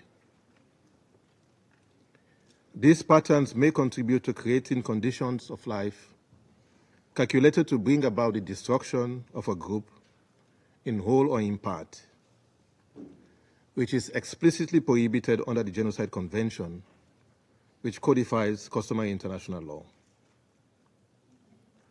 We therefore call for the immediate and unimpeded humanitarian access and for urgent international action to forestall further deterioration of the situation. The closure of crossings and the obstruction of aid are unacceptable and must be reversed without delay. The complicity of the international community must not be repeated. Further, the provision of humanitarian aid must be fully aligned with the established humanitarian principles of humanity, neutrality, impartiality, and independence. These principles are not only foundational to the effectiveness of aid delivery, but essential to ensuring that assistance reaches those in greatest need. Aid must never be instrumentalized as a tool of war or subjected to conditionalities that compromise the dignity or survival of affected populations. The integrity of humanitarian operations must be protected at all times, and all parties must allow for safe, timely, and unhindered access for humanitarian actors in accordance with IHL. Mr. President, in January 2024, the International Court of Justice issued provisional measures in the case South Africa versus Israel, directing the State of Israel to take all necessary steps to prevent acts prohibited under the Genocide Convention. On 24 May 2024, these measures were expanded to include halting the military offensive in Rafah and allowing humanitarian access. Sierra Leone underscores that these orders are binding. Compliance is not a matter of political discretion, but a legal imperative. Failure to do so threatens the legitimacy of the International Court of Justice and undermines the credibility of the rules-based international system. Colleagues, at the core of the current catastrophe lies a crisis of accountability. The scale of suffering endured by civilians in Gaza and in the State of Israel must not go unaddressed. Perpetrators of grave violation of international law must be held responsible. Sierra Leone believes that upholding international law is indispensable to restoring justice and preventing further atrocities. This Council, therefore, cannot remain silent. The Council must act with the clarity and conviction that this moment demands. The credibility of the Council and the lives of the thousands of civilians depend on it. Sierra Leone urges a renewed commitment to this Council's charter responsibilities, particularly in preventing atrocity crimes and upholding international humanitarian law. In the Secretary General's Our Common Agenda and in the Pact for the Future, calls have been made for a more predictable and principled approach to early warning, prevention, and accountability. These frameworks must be operationalized through consistent Council engagement and action, including through veto restraint initiatives, particularly in contexts where the risk of mass atrocity is acute. Mr. President, as we call for urgent action on mass atrocity risk, Sierra Leone affirms that only a political solution can bring sustainable peace. We reiterate our support for the two-state solution, with an independent state of Palestine living side by side with the state of Israel in peace and security. While humanitarian actions are vital, they are no substitute for a sustainable diplomatic process. Ceasefire, release of hostages, and the lifting of humanitarian blockades must be the starting point. We commend the diplomatic efforts of Egypt, Qatar, and the United States, and urge for continued mediation. We call on the parties to act with urgency and in good faith. Sierra Leone believes that unless the root causes of occupation, settlement expansion, and political exclusion are addressed, durable peace will remain elusive. We affirm our full support for a negotiated, just, and lasting political solution, grounded in international law and the relevant UN resolutions. This conflict has inflicted immense suffering, claimed countless lives, and seen too many missed opportunities for peace. The collapse of the ceasefire in March alone resulted in over 3,500 additional civilian deaths, with more than 50 hostages still held in captivity. The international community bears a collective responsibility not only to halt the mayhem, but to foster the conditions for lasting coexistence and peace. We therefore conclude by urging this Security Council to act. We also urge the Council to ensure full respect for international law, accountability for all serious violations, and protection for all civilians, regardless of identity. Let us not allow this moment to pass with inaction or equivocation. The credibility of this Council and the lives of thousands depend on what we choose to do now. I thank you. I thank the Permanent Representative of Sierra Leone for his statement, and now I give the floor to the Permanent Representative of the Russian Federation. Mr. President, we thank the UN Special Coordinator for the Middle East Peace Process ad interim Sigrid Kaag for the briefing on the situation in Gaza, as well as Dr. Sidhwa for his testimony. We wish to take this opportunity to extend our solidarity with the humanitarian coordinator, Tom Fletcher, in connection with the attacks that targeted him after his latest briefing at the Security Council of the United Nations. Mr. President, every new day brings with it tragic news from the Palestine-Israel conflict zone. News headlines are broadcasting the horrific shattering of new records. The number of dead children and women, journalists, humanitarian workers is staggering. Strikes targeting schools and hospitals are no longer shocking to anybody. They have long ago become the living nightmare of the residents of the Gaza Strip, and one can only guess at the conditions being endured in Gaza by those who stand ready to selflessly fulfill their humanitarian duty before the Palestinian people. Despite this, the hope for the possibility of a peaceful resolution to the conflict and the restoration of the January deal, which has been kindled by reports about the intense efforts undertaken by mediators, this hope was still alive. However, this hope was not fated to come to pass. On 16 May, Israel launched the Gideon's Chariots operation, which has further exacerbated the suffering endured by peaceful Palestinian civilians. The biblical name belies the brutal aim of this operation, that is control over all of Gaza, the cleansing of the north of the enclave, of the north of the strip from its residents, and their forcible displacements to the south. Already today, the IDF controls 77% of the territory of the Gaza Strip. With the resumption of hostilities in March, nearly 4,000 Palestinians have been killed, and since October 2023, nearly 54,000 people have been killed, 123,000 have been wounded. The military operation has in no way yet helped to resolve the issue of the hostages. The only hostage who was released recently, the U.S.-Israeli citizen Idan Alexander, was handed over by Hamas representatives as a gesture of goodwill. Another 33 hostages were able to return to their homes and reunite with their loved ones as a result of a deal which was reached in January. And the fates of the other hostages against the backdrop of the active military operations in the Strip remains uncertain. Mr. President, the untold suffering endured by the Palestinian population and the remaining hostages is the result of the humanitarian blockade of Gaza, which Israel imposed on 2 March.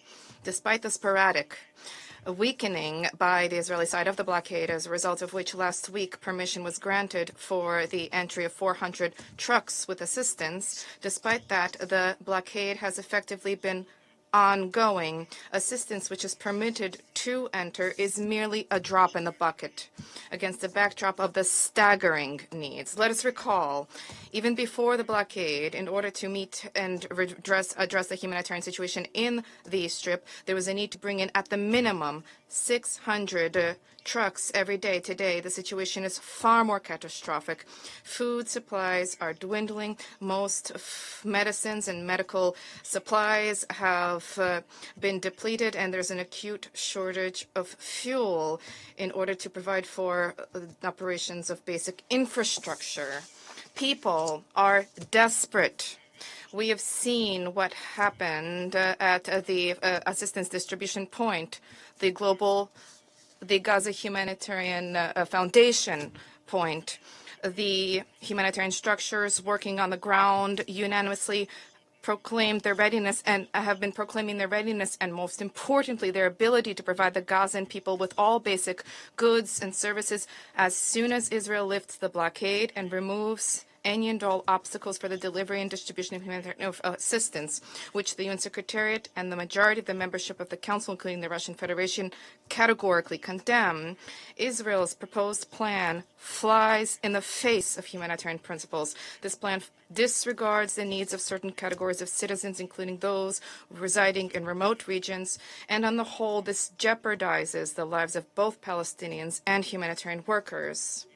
We are equally concerned by the ongoing IDF Iron Wall operation in the West Bank of the Jordan River, as well as clashes between Israeli troops, settlers, and local civilians. Military operations are engulfing Burkin, Jenin, Tulkarm, Husan, as well as Nablus's and Hebron's environs. Israelis are simultaneously demolishing Palestinian property and carrying out mass arrests of Palestinian civilians. Just recently, at least 40 Palestinians have been detained. Interreligious hatred is being fomented by Israeli leadership's provocative actions, including visits to the Al-Aqsa Mosque compound by approximately 1,500 radical right-wing Israelis who were accompanied by the Minister of National Security of Israel, Itamar Ben-Gvir. Attempts by Western Jerusalem to violate the legal and historical status quo of the holy city's sacred site are illegal and unacceptable. Mr. President, today we are observing a clash of two realities with growing distance between them. On the one hand, there are loud calls for from the international community for there to be respect for international humanitarian law, a ceasefire, the release of detained persons, and the implementation of the two-state solution. On the other hand, Israel's singular focus on achieving all political objectives through military means alone. They have no scruples about selecting their means and no qualms about loss of civilians until Gaza is completely razed to the ground. In this reality, there is room only for war and Old Testament brutality. What can we do to align the reality on the ground and the aspirations of the august bodies of the United Nations? For that, the international community needs to undertake meaningful efforts to facilitate the resolution to the root cause of the protracted conflict, the fact that the inalienable right of the Palestinian people to establish their own independent state within the 1967 borders with East Jerusalem as the capital, coexisting in peace and security with Israel, has not been upheld. This will become possible only following the immediate return to the peace process on the universally recognized international legal basis, at the heart of which was and remains the cornerstone 2 states for 2 peoples principle.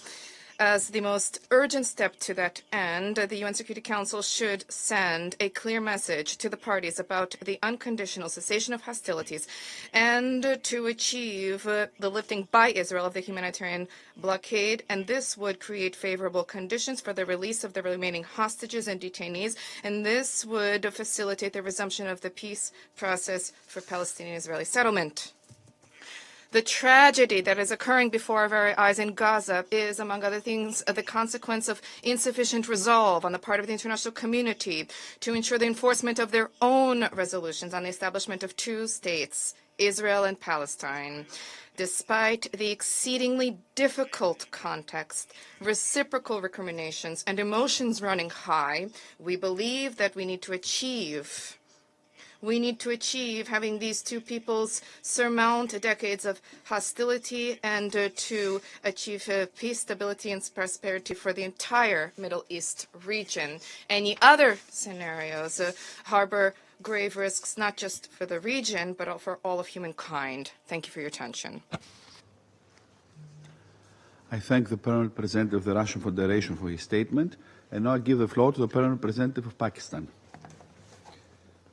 Thank you, Mr. President. Let me also begin by thanking Special Coordinator Sigrid Kaag for her comprehensive briefing today. And we are also grateful to Dr. Feroze Sidhwa for his sobering remarks. Those were harrowing details, unimaginable, so difficult to listen to and grasp. And one would shudder to think how all those on ground, all those women and children and doctors and humanitarian workers would be coping with that situation on a daily basis.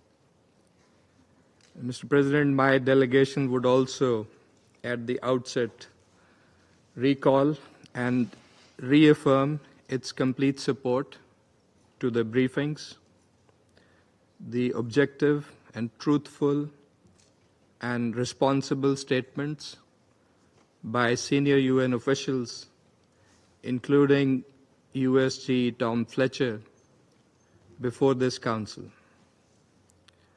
In our view, any undue criticism of their work must be unacceptable. Mr. President, we meet yet again under the shadow of a deepening yet preventable tragedy in Gaza, one that tests not only our conscience, but the very credibility of this Council. This is not a natural disaster. It is a man-made catastrophe. As we heard from both briefers today and many other Council members, this is a man-made catastrophe driven by Israel, the occupying powers' unrelenting, illegal blockade of Gaza, and the callous bombardment and deliberate killings carried out with full impunity. The numbers are staggering. More than 54,000 Palestinians have been killed, majority of them children and women. Over 122,000 have been injured. Gaza's people face continuous indiscriminate assault from land, air, and sea. The psychological and societal trauma is beyond measure, beyond imagination. This is without question one of the gravest humanitarian crises of our times. Mr. President, how many more atrocities must be committed before this Council does what is right, morally, legally, and under the UN Charter? Words of concern are no longer enough. The time to act, the time to prevent genocide is now. As Dr. Sidhwa said, we must not allow these atrocities to be normalized, for that would be an affront to international law and human dignity. To grasp the scale of this catastrophe, let me highlight 4 urgent dimensions of the suffering in Gaza. First, the health and medical system has collapsed. It has, in fact, been systematically destroyed and dismantled.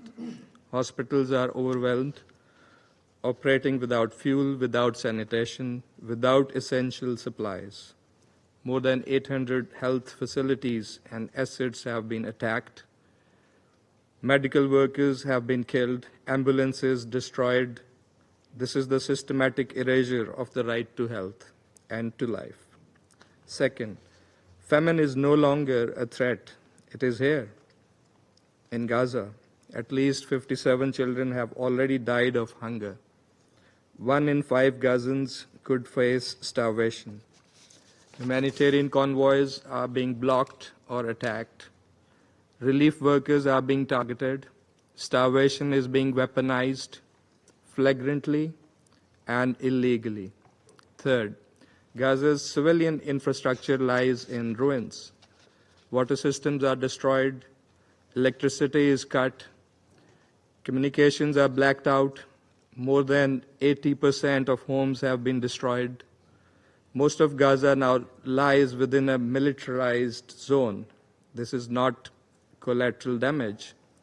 It is deliberate, orchestrated destruction designed to break the will of the Palestinian people to survive. Fourth, the toll on women and children is unspeakable. According to UN Women, over 28,000 women and girls have been killed, 1 every hour since October. 50,000 women are pregnant. Next month, more than 5,000 will give birth, many in tents, on the streets, without electricity, clean water, or medical care. And while Gaza is being decimated, the West Bank remains under siege. Displacement is rising. Movement is restricted. Violence by settlers continues unchecked.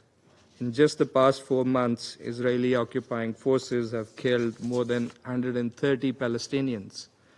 Homes are being demolished. Arbitrary arrests continue. We also strongly condemn the provocative visits by Israeli officials to the Al-Aqsa Mosque compound, violations of the legal and historical status quo. these inflammatory actions threaten to ignite wider regional tensions. The sanctity of Al-Aqsa must be upheld in line with international law and UN resolutions. Mr. President, against this grim background, we call for 4 urgent steps. First, an immediate, unconditional, and permanent ceasefire. Resolution 2735 must be implemented in full. All attacks on civilians must end. We support all efforts, all continuing efforts to restore the ceasefire. Second, the full and immediate lifting of the Gaza blockade. Humanitarian teams must operate safely and without obstruction. The current trickle of aid is wholly inadequate and unjustifiable. This Council must demand immediate and unconditional removal of all restrictions on the entry of humanitarian aid into Gaza and its safe and unhindered distribution at scale, including by the UN and humanitarian partners, including UNRWA, throughout Gaza Strip, in full compliance with international humanitarian law. Third, any forced displacement of the Palestinians from the Palestinian land must be strongly rejected. Fourth, we must address the root cause, the prolonged occupation and denial of the Palestinians' right to self-determination and statehood. A just peace demands a two-state solution based on pre-1967 borders with Al-Quds al-Sharif as the capital of an independent and sovereign Palestinian state. The conference next month, to be co-chaired by France and Saudi Arabia, offers a unique opportunity to move concretely and irreversibly in that direction, an objective that is clearly supported by the overwhelming majority of the international community. Mr. President, while that action will take place in the General Assembly, this Council cannot remain a bystander. It must act in accordance with its mandate to protect civilians under siege, to uphold international law, and to speak and to be on the side of the oppressed. The time for equivocation is over. There is no justification whatsoever for the human suffering of the Palestinian people. Yes, we agree. Enough is enough. The cries from Gaza cannot continue to be met with silence. The world cannot afford another day of inaction. History will surely not absolve us of our responsibility. Mr. President, the sense around the table is clear. The urgent asks are so evident. Ceasefire, release of hostages, humanitarian action, and protection of innocent civilians. All of this is doable. We call on all Council members to come together, to act through a resolution, to promote this objective in the immediate term, and to help create an environment conducive for the June conference and ultimately towards a just and lasting settlement of the Palestinian question. I thank you. I thank the Permanent Representative of Pakistan for his statement, and now give the floor to the Permanent Representative of China. Thank you, President. I thank the Special Coordinator at Interim COG and Dr. Sidhwa for their briefings. Since May the 16th, Israel has continued to intensify its military offensive in Gaza, which has completely destroyed large, densely populated areas and caused the death of more than 1,000 Gazans in the past 2 weeks alone. The question is repeatedly asked, when will this conflict end? Over the past 600 days, northern, central, and southern Gaza have been ravaged by war. claiming the lives of more than 54,000 people. The population of Gaza has been forcibly displaced time and again. The Security Council and the GA have adopted multiple resolutions calling for an immediate ceasefire, but the conflict has not yet subsided, and the engine of war is still roaring. Continued prolongation of the fighting will not lead to the release of hostages, but only to more death and hatred. The question has been repeatedly asked, are there no limits to the means of this conflict? Even wars have rules. Compliance with international humanitarian law is an undeniable obligation of all parties. In Gaza, however, we have witnessed the red lines of the international law and the bottom line of human morality repeatedly violated and breached. Humanitarian assistance has been weaponized, with 2 million people plunged into extreme hunger as a result of the prolonged blockade. Schools, hospitals, refugee camps, and UN facilities have been targeted. Journalists and humanitarian workers have been mercilessly killed. Securing humanitarian assistance is an obligation of the occupying power under international law. All assistance must adhere to the principles of impartiality, independence, and neutrality. Safety of civilian facilities and humanitarian workers must be guaranteed. All attacks must be strictly investigated and perpetrators held accountable. People were again asking the question, are the Palestinian people to be forced to lose their homes once again? Gaza is in ruins, with living conditions severely jeopardized. Recently, there have been repeated calls from the Israeli side for completely destroying and taking over of all of Gaza. The Israeli army already controls more than 70% of Gaza. At the same time, continued expansion of settlements in the West Bank and intensified settler violence gravely limits the space for the Palestinian people to survive. Changing the demographic and territorial composition of Gaza, as well as settlement activities, are in violation of the Security Council resolutions and international law. The annexation of Gaza and the West Bank will completely take away the prospects for peace in the Middle East. In the face of such questions, China firmly reiterates that a durable ceasefire in Gaza cannot be delayed, and that Israel must immediately cease all military operations. Alleviating the humanitarian catastrophe is immediate. Israel must lift the blockade, fully restore humanitarian access, and support UN and other international humanitarian organizations in efforts to provide assistance. China appreciates and will continue to support the work of USG Fletcher. Gaza and the West Bank are an integral part of the state of Palestine. The international community must firmly oppose any attempt to annex the territories of Gaza or the West Bank and oppose forced displacement of the population of Gaza. The United States, as a country with significant influence over the parties involved, should act in a fair and responsible manner and take effective and forceful action.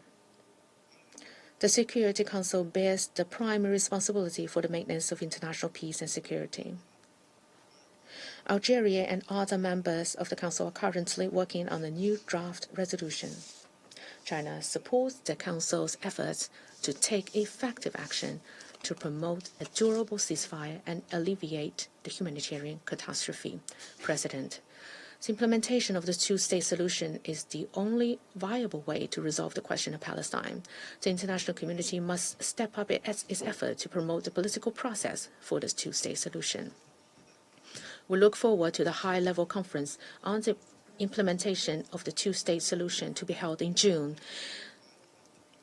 and hope it will provide new impotence to the prospect for realizing the two-state solution.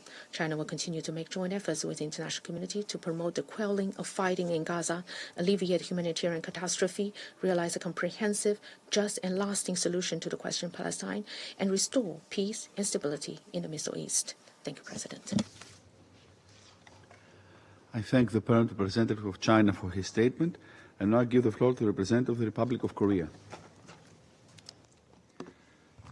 Thank you, Mr. President. I thank Special Coordinator Sigrid Kaag for the important briefings, and I also thank Dr. Feroze Sidhwa for his compelling testimonies and your devotions on the ground.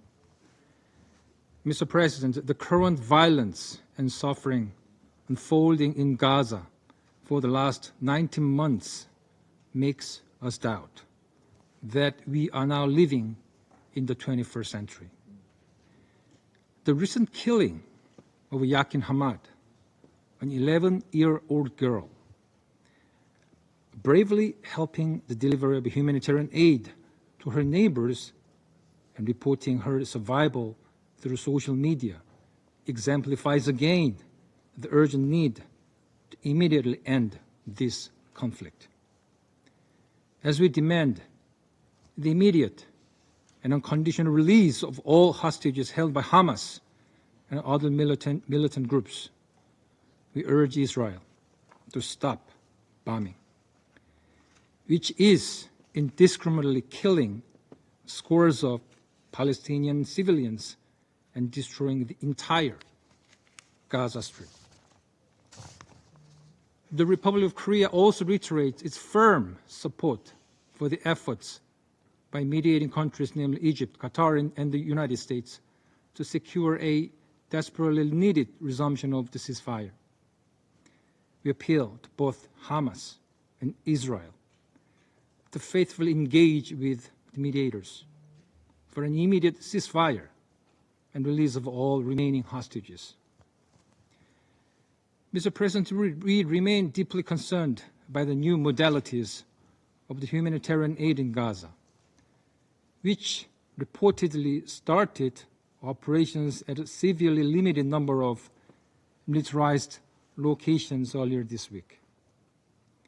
We reiterate our fundamental position that Israel has a legal obligation to allow the swift and unimpeded flow of aid throughout Gaza, with full respect to the humanitarian principles and in full cooperation with trusted humanitarian agencies, including the UN. In this regard, we call on Israel to listen to the principled voices of humanitarian workers, including the former executive director of the Gaza Humanitarian Foundation, who tendered his resignation because, I quote, "It could not adhere to the humanitarian principles of humanity, neutrality, impartiality, and independence," unquote. Not only food, but also other necessities, including medicine and medical equipment, water, sanitation, shelters, and fuel, all are desperate need. Such aid, severely limited in both quantity and access, cannot provide adequate relief to 2 million people in Gaza. Innocent civilians do not deserve such inhumane treatment.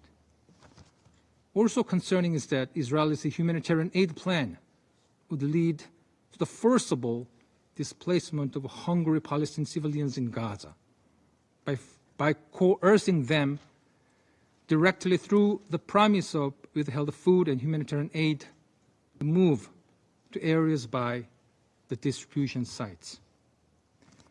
Also unjustifiable is using civilians and civilian infrastructure by both state and non-state actors as human shields.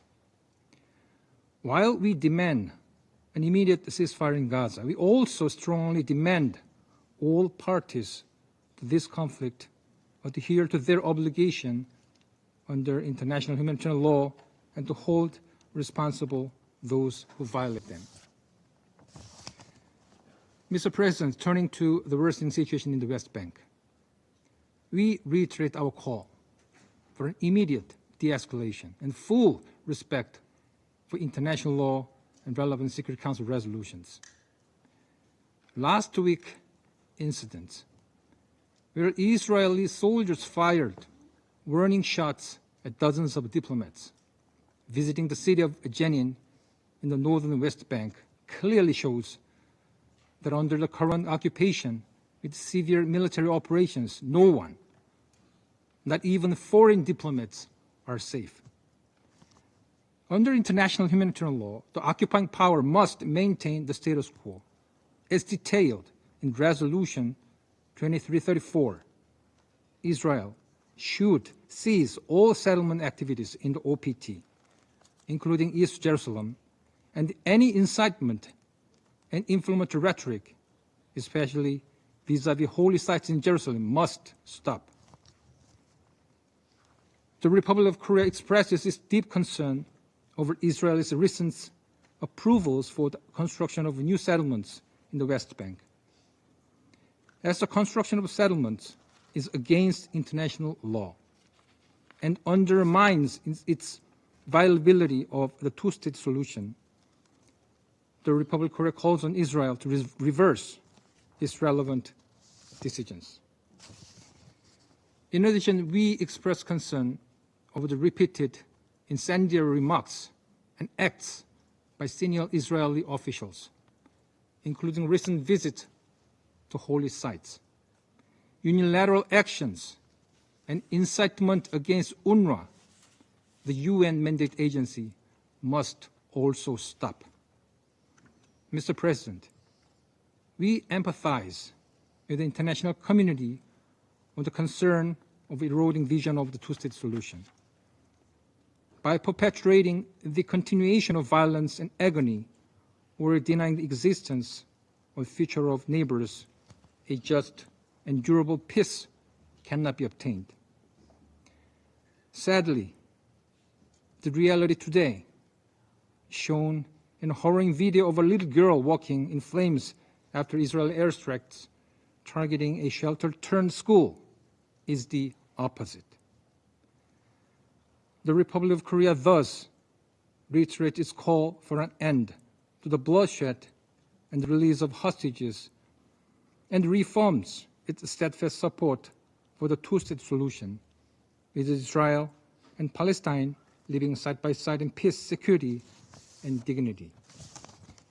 As a UN Security Council member, the Republic of Korea will actively participate in discussions, including the high-level conference in June, to secure peace and revive a viable path toward the resumption of a political horizon based on the two-state solution. I thank you, Mr. President. I thank the representative of the Republic of Korea for his statement. I shall now make a statement in my capacity as representative of Greece. I wish to thank Special Coordinator Mrs. Kag for her detailed briefing today, as well as Dr. Sidhwa. Colleagues, it has been only a week since our last discussion at the open debate on the protection of civilians in armed conflicts, where Member States emphatically referred to the unacceptable humanitarian situation in Gaza, with the most vulnerable groups, women and children, suffering the most. A child never starts a war, and yet, as Sophocles reminds us, war loves to seek its victims in the young. Thousands of children have been killed, wounded, separated from their families, deprived of the basic rights to grow up healthy, and stripped of their dreams for a better future. With each passing day, more Palestinians are at risk of dying, falling thousands. The latest IPC report clearly warns of an entire population at critical risk of famine. Hundreds face the risk of succumbing to the injuries, as hospitals have either suspended the operation or have been shut down. All this suffering could end with a ceasefire and full access to humanitarian assistance. While we welcome the partial resumption of aid delivery to the Strip, it is hardly sufficient. Much more is needed, as the population has been denied access to food, medicine, and other critical supplies for almost 3 months now. Blocking aid as a pressure lever is unacceptable. Expanded military operation in Gaza worsen the humanitarian situation. This action will only prolong the suffering of the Palestinians while doing nothing to serve the long-term interest of peace and security in the region. We urge Israel to allow the immediate, full, unhindered flow of humanitarian aid at scale into all parts of the Strip, as it is clearly dictated by international law. Access to electricity and water must be fully restored as well. Dialogue and coordination with the UN and its agencies remain critical in this regard. We share the concerns expressed by UN colleagues at proposals to establish a new mechanism for the delivery of aid which would not meet basic humanitarian principles. We cannot support a scheme which does not prioritize the needs of civilians, undermines the UN's ability to operate independently, excludes specific parts of Gaza, and increases further instability and insecurity. At the same time, we are gravely concerned by the attacks on humanitarian aid workers. These people have chosen to serve humanity at the risk of their own lives. Hence, the safety and security must be guaranteed at all times in accordance with international humanitarian law. We strongly condemned incidents of anti-Semitism, including the recent deadly shooting in Washington, D.C., which claimed the life of 2 embassy staff members. We extend our condolences and solidarity to the families and to the State of Israel. Turning to the West Bank, we strongly condemn the incident with shots fired during a visit of foreign diplomats in Jenin, and we accept this incident to be fully investigated and accountability clearly assigned. We also deplore the increase of settlement activity and violence. Hostages are still suffering at the hands of Hamas. We reiterate a strong condemnation for the cruel treatment of the hostages and our position that all hostages must be released immediately and unconditionally. Colleagues, peace cannot be kept by force. It can only be achieved by understanding. Both parties need to strive for a permanent and sustainable ceasefire, as well as to revitalize the political process with the ultimate goal of achieving a two-state solution, in accordance with the relevant Security Council resolutions. In this way, both Palestinian and Israelis will finally be able to live side by side in peace and security. In this regard, we look forward to the upcoming June conference under the co-presidency of France and Saudi Arabia as an important contribution toward the ultimate goal of a two-state solution. We also welcome the Arab plan for the reconstruction of Gaza as presented by Egypt, reconfirming the leading role of a reformed Palestinian Authority to be essential in planning the day after. There is no alternative partner for peace than a reformed and empowered Palestinian Authority capable of exerting effective governance over the West Bank and eventually Gaza, where Hamas will have no role in security of governments and will no longer be in a position to threaten Israel. In concluding, colleagues, it is evident that no good can come out of violence. It is crucial to break the vicious circle of violence that has plagued the region for decades and give voice through dialogue to peace, stability and prosperity. I thank you.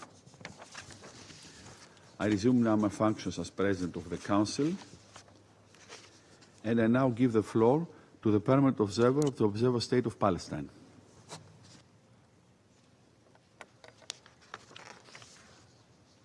Mr. President, I thank you for convening this meeting and thank UN Special Coordinator Sigrid Kaag for her important briefing and her efforts. I also express our deep appreciation to Dr. Feroze Sidhwa for his compelling briefing, for his service to save wounded Palestinians, especially children in Gaza, and for his appeals for an end to this brutal war on our people. Let me also reiterate our support and gratitude to the Secretary General, Mr. Guterres, to Tom Fletcher, to Mr. Lazzarini, and many others, including the heroic staff of the UN in defending, serving, and saving lives at the expense of theirs. Mr. President, there is cruelty in the bombardments, cruelty in the wanton destruction, cruelty in the blockade, and even cruelty in the distribution of very limited aid. We will be asked, how can you complain about food finally being delivered after having complained about starvation and famine? Isn't it any aid better than no aid at all? Who said these should be our choices? The doomed fate of our people. A full blockade against an entire civilian population, including 1 million children, depriving them of food, water, medicine, shelter, or a system of aid that is degrading, discriminatory, limited to food and limited in quantity, and which aims at the forcible displacement of the population and at facilitating the unlawful seizing of land. Do you know how we know this is the objective? Israeli officials are openly telling the world that this is their intention. Statement after statement, threat after threat. After seeing starvation used as a weapon of war, now we see aid being used as a weapon of war.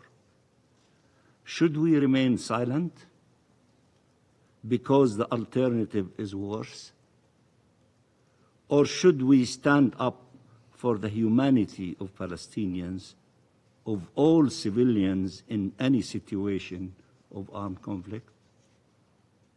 The images of hungry, desperate people storming out of the cages they were forced into in order to get aid is gut-wrenching and heartbreaking. These are people, human beings, deprived of water, food, medicine for so long and hanging to life by a thread. This is outraging the Palestinian people, all of them, including me. It is outrageous to see this situation and still you are not acting. How much more do you want? Israel wants to appear as allowing aid in, while continuing to make sure life cannot actually be sustained in Gaza. If Israel wanted aid in, it would open the crossings and allow humanitarian aid to enter immediately and fully, in coordination with the UN, including UNRWA, which proved during the ceasefire its ability to deliver aid to all those in need throughout the Gaza Strip. The UN plan, with its proven capacity on the ground, remains the only viable plan to deliver aid in line with the humanitarian obligations and principles, and it has all necessary safeguards, if that is the true concern. But the true concern is how to get rid of the Palestinians by killing them, starving them, and destroying Gaza so they have no choice but to leave if they want to live. In his speech yesterday, Netanyahu said two truths. The first is a Freudian slip, and I quote, "When you try to target civilians, you invariably hit civilians." End of quotation. And indeed, Israel has been hitting civilians. The second truth is, and I quote, "You always demonize before you annihilate." Let me repeat it. You always demonize before you annihilate. End of quotation. He was saying that as a historical lesson for all. What did he say about Gaza? And I quote, "This is the war of good against evil, the beginning of a determined war that is being waged on the battlefield. It is being waged against the human animals, that's us, against the monsters, that's us, that attacked us with hideous brutality 20 months ago, and we will defeat them and annihilate them. They will not remain. They will not remain. End of quotation. He repeated yesterday, and I quote, "This is a war of civilization against barbarism." End of quotation. We have to ask, is it civilized to bomb indiscriminately, to commit daily massacres, to kill entire families, to destroy all the requirements of life and survival for over 2 million people, including 1 million children? Is it civilized to blockade and to starve a people? If this is civilized, what is barbarism then? Is it civilized to bomb schools, serving as shelters for displaced civilians? When you see the images of 6-year-old Ward al-Sheikh Khalil, the first question should be, how did she find herself amidst the flames, which my brother Ammar showed you the picture? It is because of an Israeli strike on a school turned into a shelter. 36 people were killed in that strike, mostly women and children. Ward survived, but her mother and 5 of her siblings did not make it out of the burning buildings. And again, my brother Ammar showed you the pictures. She will forever have to live with that trauma. And as the distinguished brother Feroze told us, 50% of those who under 5 years old are not looking for life, they are looking for death, because they cannot bear the pain of losing so many of dear ones, of their families and siblings. If we stop this genocide before she is killed too, Ward. Dr. Najjar, who was honoring her noble mission as a doctor trying to save lives, saw her children as they arrived to the hospital, their bodies burned and already dead.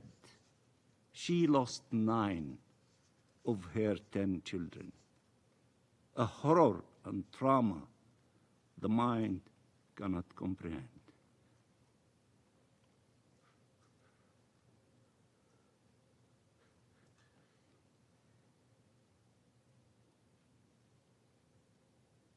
The heart cannot withstand.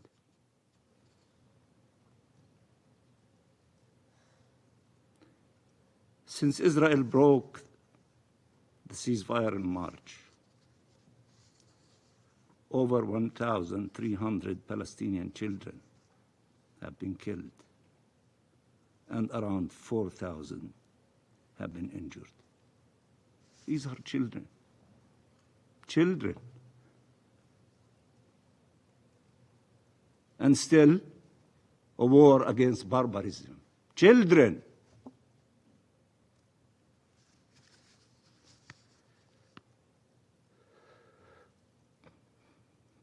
Dozens of children are dying of starvation. The images of mothers embracing their motionless bodies, caressing their hair, talking to them, apologizing to them. It's unbearable. How could anyone tolerate this horror?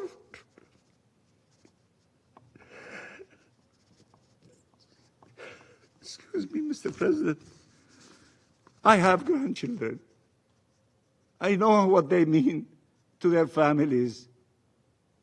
And to see the situation of the Palestinians without us having hearts to do something is beyond the ability of any normal human being to tolerate.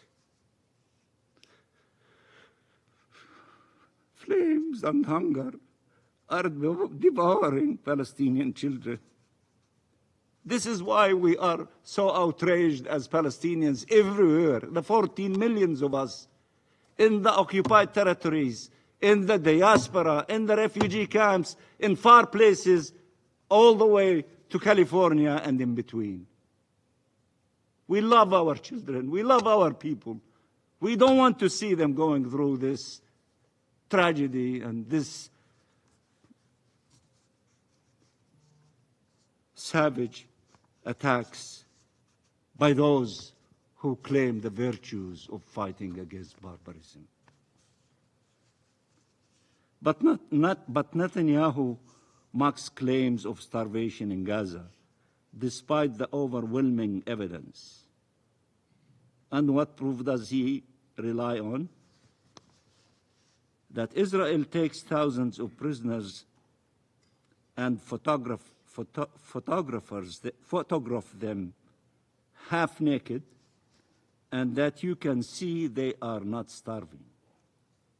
He is speaking of the prisoners parked in trucks by the hundreds, or in the open last winter and the one before, including children. More inhumane and cruel treatment, more dehumanization, more disregard for basic human decency. Netanyahu claims that Israel is supplying the population with essential requirements: food, water, medicine. That's why he, and I quote him, that's why you didn't have mass starvation at all, he says.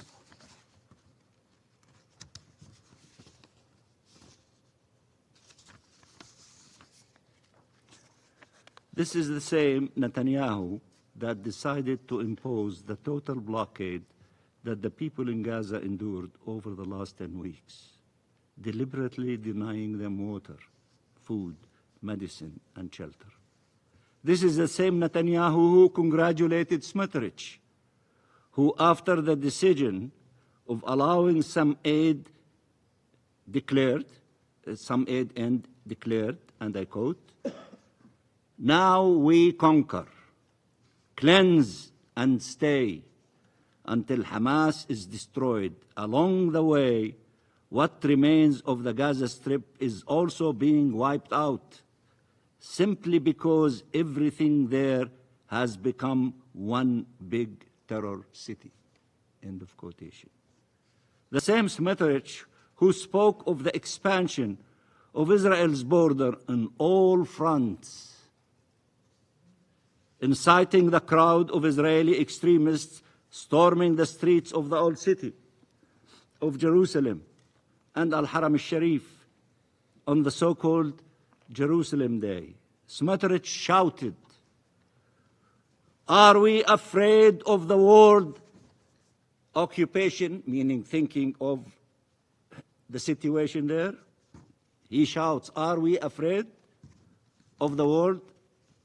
The crowd answered, "No, we are not afraid." Are we settling the land of Israel? Are we liberating Gaza? The crowd cheered. Netanyahu said the objective of this destruction,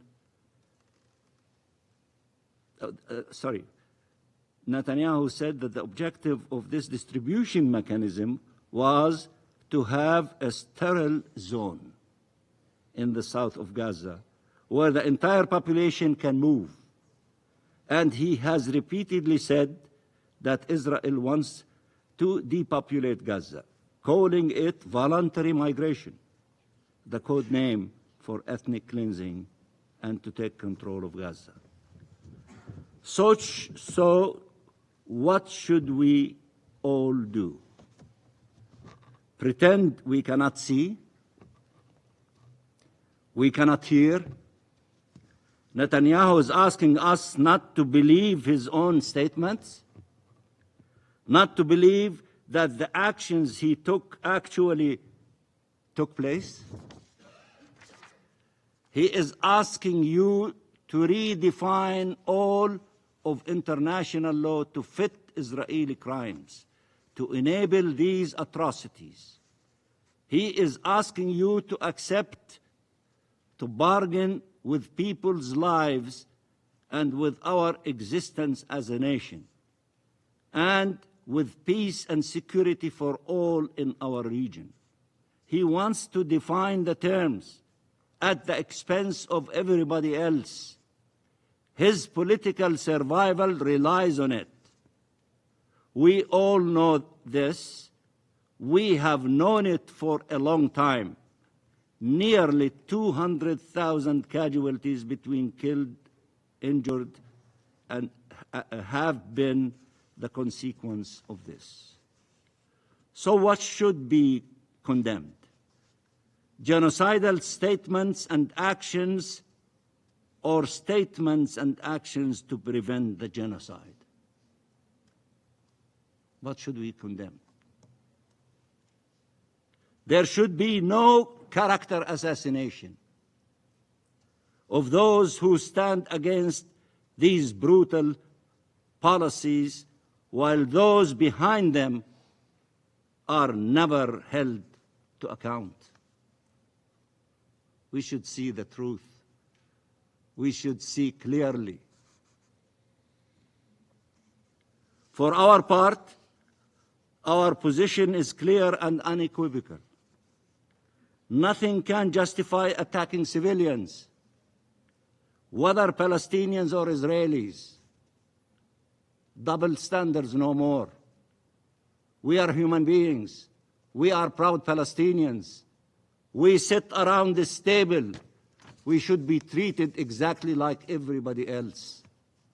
Not to see what you want to see in the mirror and to ignore the obvious, the huge elephant in the room, the Palestinian people. Be fair. Use one stick of measurement. We are like the rest of you, all of you. Don't have a system of measurements for one group and pretend the others do not exist. We do exist. And although I love Mansour, the Palestinian artist, who my sister, Sigrid referred to him, we will never wither away, we will not go as Palestine. Although he said in that famous artwork that he see that Palestine is withering away. But he probably was referring to settlements and other issues. But I can assure you, we are rooted in Palestine more than the olive trees, the Roman ones, rooted in Palestine. We will never go away. We will not wither away. We are staying in our homeland, and we will attain our inalienable rights, hopefully sooner than later. Okay. For our part, our position is clear and unequivocal. Nothing can justify attacking civilians, whether Palestinians or Israelis. We reject dehumanization and double standards.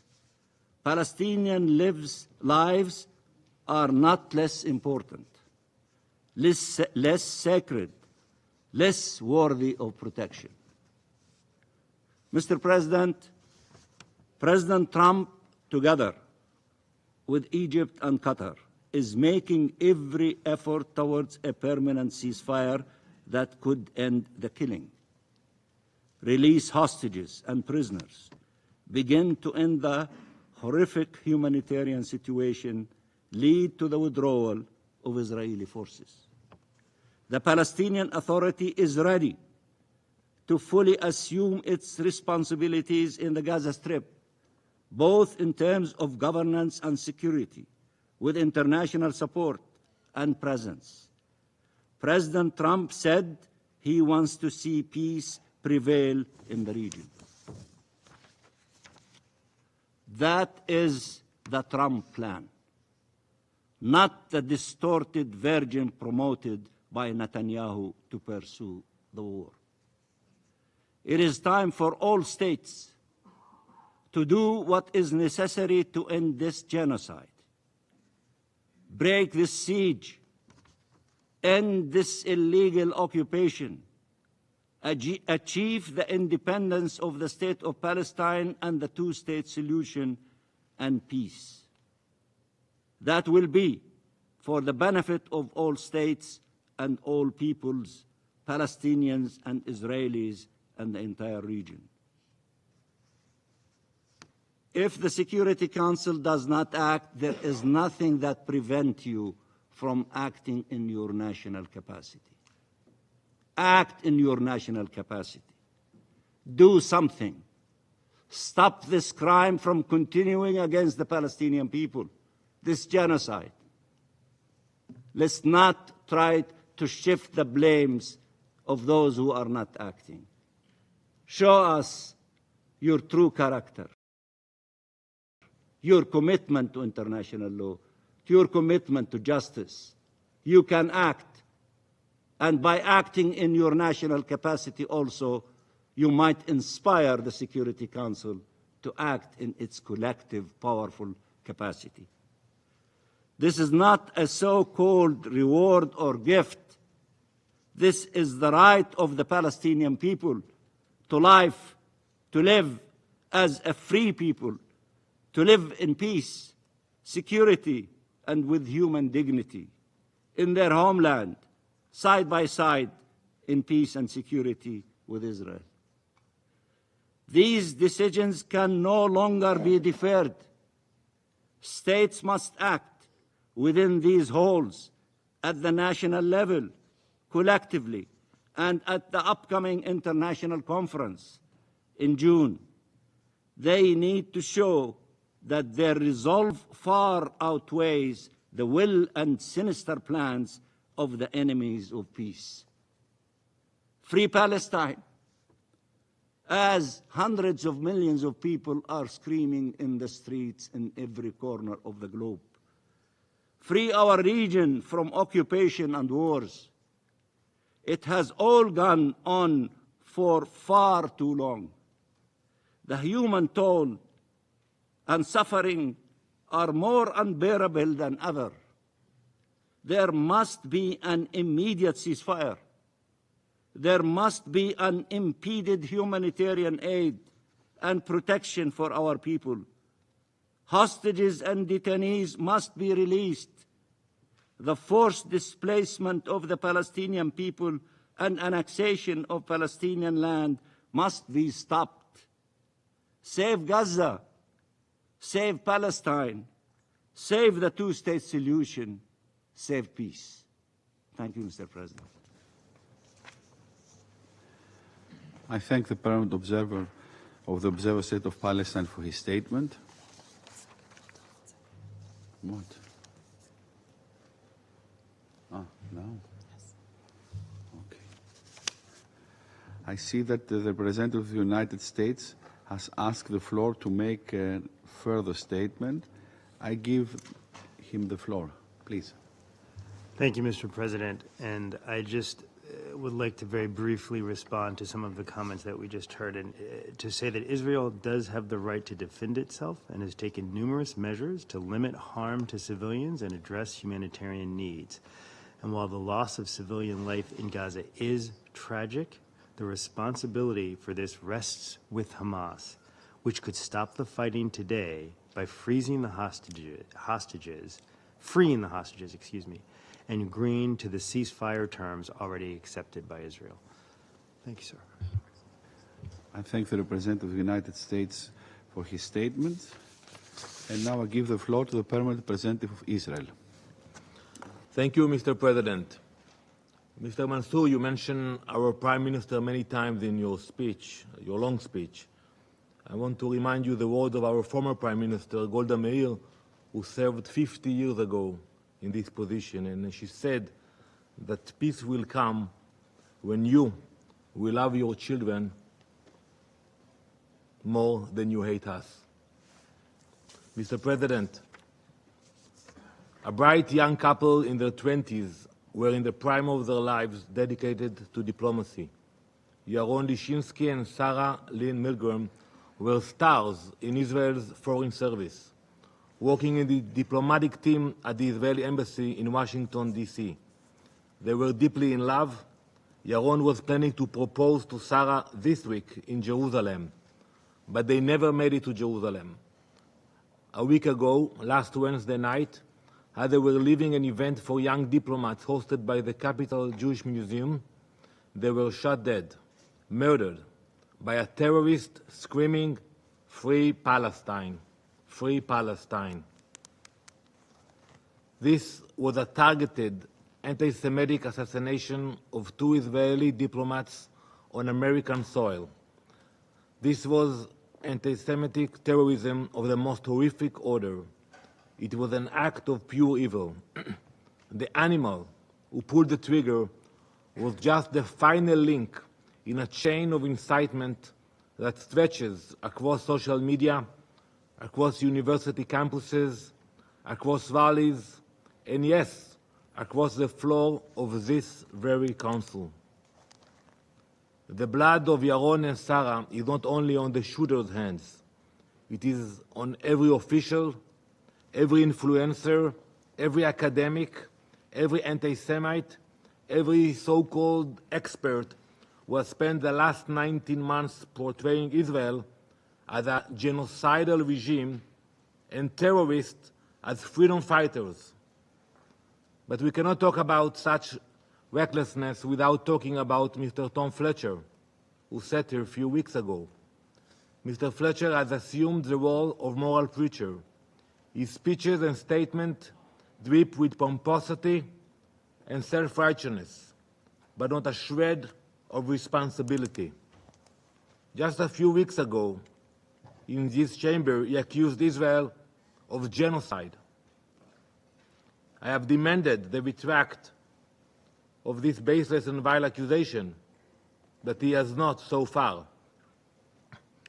As if that was not outrageous enough, he declared just 2 days before Yaron and Sarah's murder that, quote, and I quote him directly, "There are 14,000 babies in Gaza that will die in the next 48 hours. And you should have seen the way he spoke, like he has some information that we don't have. That claim was a lie. It had no basis in fact, and yet it was broadcast across social media, fueling the already terrible anti-Semitism. Of course, as we all know, 14,000 babies did not die in those 48 hours, but 2 innocent Jews did. Mr. Fletcher was forced to retract that lie after the BBC corrected him. But retractions don't put the bullets back in the gun. They don't bring back Yaron and Sarah. They don't erase the damage done by those who slander the Jewish state without a second thought, without thinking before speaking. Mr. Fletcher, when you engage in blood libels, do not act surprised when blood is spilled in the streets. This is what happens when anti-Semitic propaganda is filtered through the language of human rights. That is what happens when terms like genocide are thrown around like political weapons, stripped of meaning and used to demonize Jews. This council has become a megaphone for that hate, a place where the worst actors in the international system use the banner of justice to justify violence, a place where the representative of Libya can sit at this very table and desecrate the memory of the Holocaust by calling Gaza, and I quote, 21st century Holocaust. That isn't just distortion, it is Holocaust denial. And yet, there was no condemnation for most of you sitting here. You faced no consequences. At the United Nations, statements like that are tolerated and sometimes even applauded. But don't mistake the applause for morality. Words have consequences. And the murder of two young Israeli diplomats is not detached from what happens in this room. It is the logical end of your narrative. The people who chant from the river to the sea are not separate from the people who sit here in suits and ties and accuse Israel of genocide. They are part of the same machine. One provides the lies, the other pulls the trigger. Unfortunately, Mr. Fletcher is not the exception. He is the rule.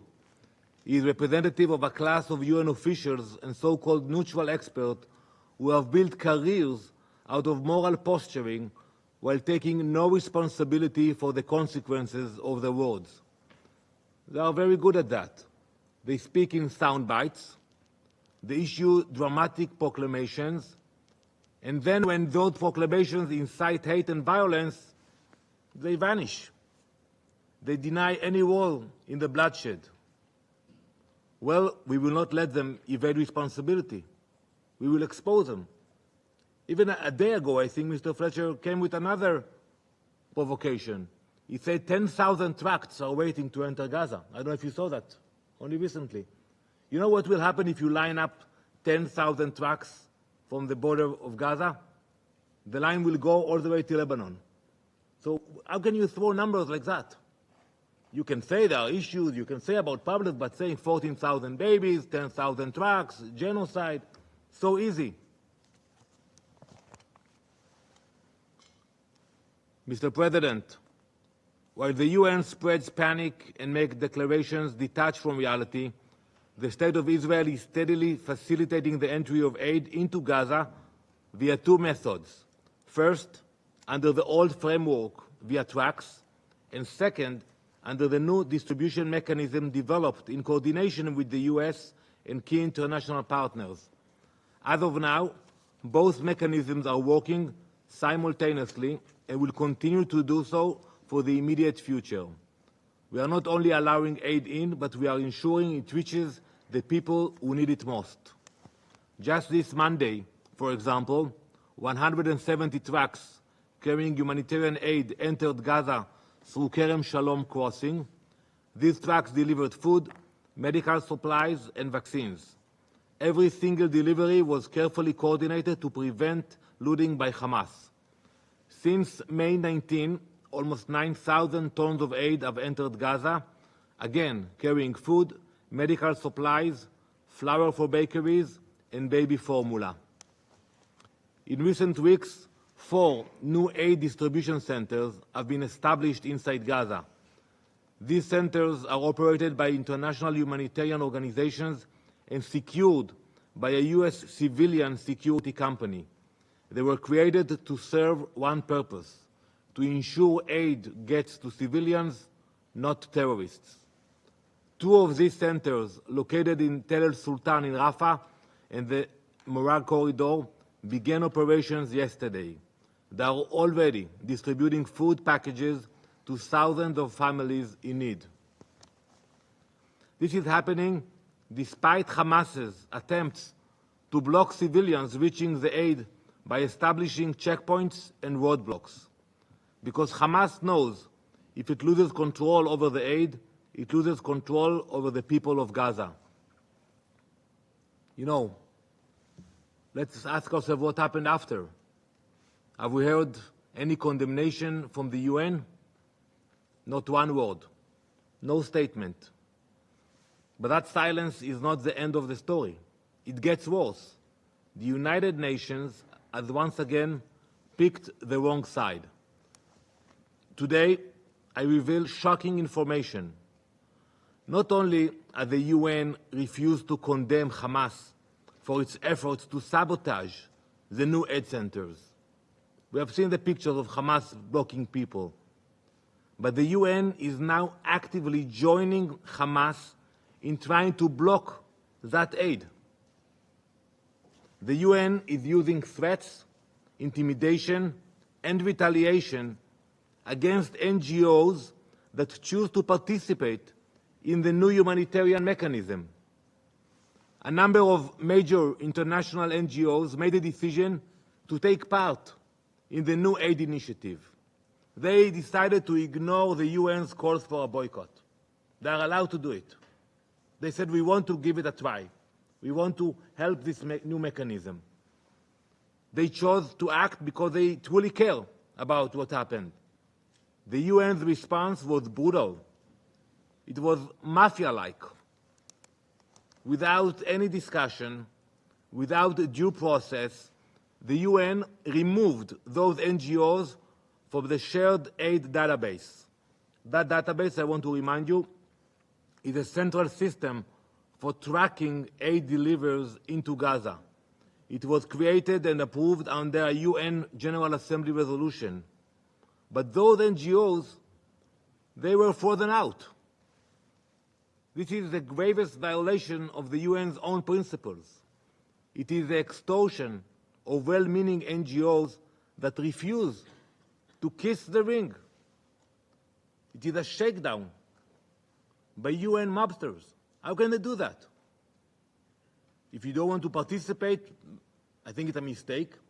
I think there is room for humanitarian aid from all directions at this stage, but to actually threaten NGOs not to collaborate with this new mechanism, I urge the UN, do not let your egos get in the way. Cooperate with the new mechanism. It has begun and it is operational. Shift your focus from dramatic press statements and intimidating NGOs to the work you are supposed to be doing. Mr. President, negotiations for the release of our hostages are ongoing as we speak. We accepted the last offer on the table, but Hamas said no. It is Hamas that has refused every credible offer. It is Hamas that continues to use human beings, our hostages, who they have cruelly held for 600 days now, as currency. But the international pressure remains fixed on Israel, not the terrorists. That pressure only plays into Hamas's hands. It strengthens the terrorists. It prolongs the war. With this pressure, you are not advancing peace, you are advancing Hamas. Still, the simple fact remains that there can be no progress until all our hostages are released. Everyone. No statement, no resolution, no futile conference at the UN will change this. We are committed to bringing them home, through negotiations if possible, through military pressure if necessary. But we will not leave them behind. We will not apologize for defending our people from those who will destroy us. No matter how many lies are told, no matter how many blood libels are spread, we will continue to fight for the lives of our citizens and for the future of our people. Thank you, Mr. President. I thank the Permanent Representative of Israel for his statement, and now give the floor to the Permanent Representative of the United Arab Emirates. سيد الرئيس يسرني أن ألقي هذا البيان. Mr. President, I'm pleased to deliver the statement on behalf of the Arab Group. We would like to thank Ms. Sigrid Kaag for her thorough briefing and all UN officials, including Mr. Tom Fletcher, for their vital role within the framework of the humanitarian crisis in Gaza Strip. We also express our deep appreciation to Dr. Feroze Sidhwa for his touching remarks and his dedication to providing humanitarian assistance to the people of Gaza. Mr. President, since Israel's breach of the ceasefire last March, the systematic destruction of hope and life for over 2 million Palestinians in Gaza has been persistent. The brief period of relative calm they experienced during the first 2 months of this year was abruptly shattered when Israeli occupation forces resumed their attacks on the Strip, turning the fragile aspirations of civilians into haunting nightmares. The magnitude of this unfolding tragedy is painfully captured in the story of Dr. Ala al-Najjar, a pediatrician at Nasser Hospital who lost 9 of her 10 children in an Israeli airstrike that hit her home while she was treating wounded victims of the ongoing attacks. Regrettably, the heartbreaking incident is just one aspect of Gaza's ongoing tragedy. In this regard, the Arab Group reiterates its strong condemnation of Israel's complete blockade of the Gaza Strip and the persistent denial of humanitarian aid for nearly 3 months. This blockade has severely worsened the humanitarian crisis, driving the population to the brink of famine, with clear warning signs already emerging. With over 160,000 tons of food supplies stalled at border crossings, the deliberate use of starvation as a weapon of war is starkly evident, constituting a blatant violation of international humanitarian law. Although Israel recently permitted 408 trucks to enter Gaza via the Kerem Shalom crossing, only 115 have delivered assistance, a drop in the ocean compared to Gaza's overwhelming humanitarian needs. Notably, none of these aids have reached the northern Gaza Strip. The chaos unfolded at an aid distribution center in Gaza yesterday underscores the urgent need for the immediate, full, and unhindered delivery of aid to all areas of the Strip, coordinated with the United Nations according to its 5-phase plan to reach all those in need in Gaza Strip. The Arab Group urges Israel to implement this plan without delay, fulfilling its responsibilities as an occupying power.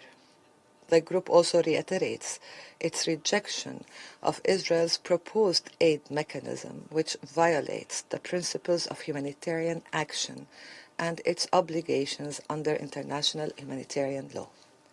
In this context, the group welcomes a number of statements issued in May concerning Palestine, including the joint declaration of the 16th of May issued by 7 European countries, namely Iceland, Ireland, Luxembourg, Malta, Norway, Slovenia, and Spain. The joint statement as well of 19th May issued by the United Kingdom, France, and Canada, as well as the statement of 19th May, the same day, issued by a number of donor countries. The group also reaffirms the positions expressed in the statements of the Ministerial Committee established by the Arab Islamic Summit on Gaza, most recently reflected in the statement issued on the 25th of May. Simultaneously, Israel's military escalation since mid-May, which signals a dangerous shift toward establishing permanent control over the Gaza Strip, alongside its efforts to militarize and manipulate humanitarian aid, further advances its declared objective, namely to make life in Gaza unlivable, forcibly displace its population, and seize Palestinian land in clear violation of the international law. On the other hand, the Arab Group condemns Israel's military escalation in the West Bank, along with its ongoing home demolitions, land annexation, settlement expansion, and the perpetuation of its occupation. It stresses the need to respect the legal and historical status quo of Islamic and Christian holy sites in Jerusalem. The group affirms its strong rejection of any attempts at forcibly displacing the Palestinian people from their homeland, and emphasizes the vital importance of the Arab Islamic Plan for the early recovery, reconstruction, and development of Gaza, that was presented by the Arab Republic of Egypt in coordination with the State of Palestine and the United Nations. This plan that has received widespread international acclaim. In this regard, the group calls for providing the necessary political and financial support to this plan to ensure its successful implementation and urges active participation in the upcoming conference in Cairo aimed at exploring pathways to rebuild the Gaza Strip. Furthermore, the Arab group calls on Israel to lift all restrictions imposed on UNRWA's operations, underlying that the agency serves as the cornerstone and the backbone for the humanitarian response in the occupied Palestinian territory and embodies the international community's commitment to the rights of the Palestinian refugees, including their right to return and reparation as affirmed by relevant UN resolutions. The Arab group reiterates the urgent need to end the Israeli aggression on Gaza and demands Israel to commit to the International Convention on the Prevention and Punishment of the Crime of Genocide, to lift the blockade and resume the ceasefire in accordance with Security Council Resolution 2735. The group also calls for ceasing all violations against civilians, civilian infrastructure, and humanitarian workers, including medical personnel, as well as the protection of civilians and the release of all prisoners and detainees. In this context, the Arab group commends the ongoing mediation efforts by the Arab Republic of Egypt, the State of Qatar, and the United States, aimed at achieving a permanent ceasefire, facilitating the resumption of humanitarian aid, the exchange of prisoners and detainees, and the complete withdrawal of Israeli occupation forces from Gaza. Mr. President, the ongoing cycle of suffering, displacement, and loss of life in Gaza over the past 19 months is a profound stain on the conscience of humanity. It is imperative that the Council rise to its historic responsibilities and adopt a resolution that decisively and permanently ends this war. Any delay in doing so will only exacerbate the suffering of civilians and cost more lives. Accordingly, the Arab group urges the Security Council to engage constructively with the draft resolution presented by Algeria and supported by several Council members. The resolution calls for an immediate and unconditional ceasefire, the removal of all barriers to humanitarian aid, and its distribution in accordance with established humanitarian principles. As we look ahead to the high-level international conference on the two-state solution scheduled for June, co-chaired by the Kingdom of Saudi Arabia and France, we stress that the success of any diplomatic effort hinges on genuine political will and clear commitments from all parties to achieve peace. Accordingly, the Arab group calls upon states that have not yet recognized the State of Palestine to do so, and to provide political and financial support to the Palestinian people, the State of Palestine, and its sovereignty over the entire occupied Palestinian territory, including Jerusalem. The group also calls for putting an end to violations of international law and all attempts at annexation and displacement, supporting the Arab Islamic Reconstruction Plan, and provide international protection for the Palestinian people. In conclusion, the Arab group reaffirms its unwavering commitment to working with all partners toward a comprehensive settlement of the conflict based on the two-state solution and relevant international resolutions, a settlement that ensures ending the occupation, establishing an independent Palestinian state with Jerusalem as its capital to pave the way toward achieving a just and lasting peace, as well as security and stability across the region. Thank you, Mr. President. I thank the representative of the United Arab Emirates for their statement. There are no more names inscribed in the list of speakers. The meeting is adjourned.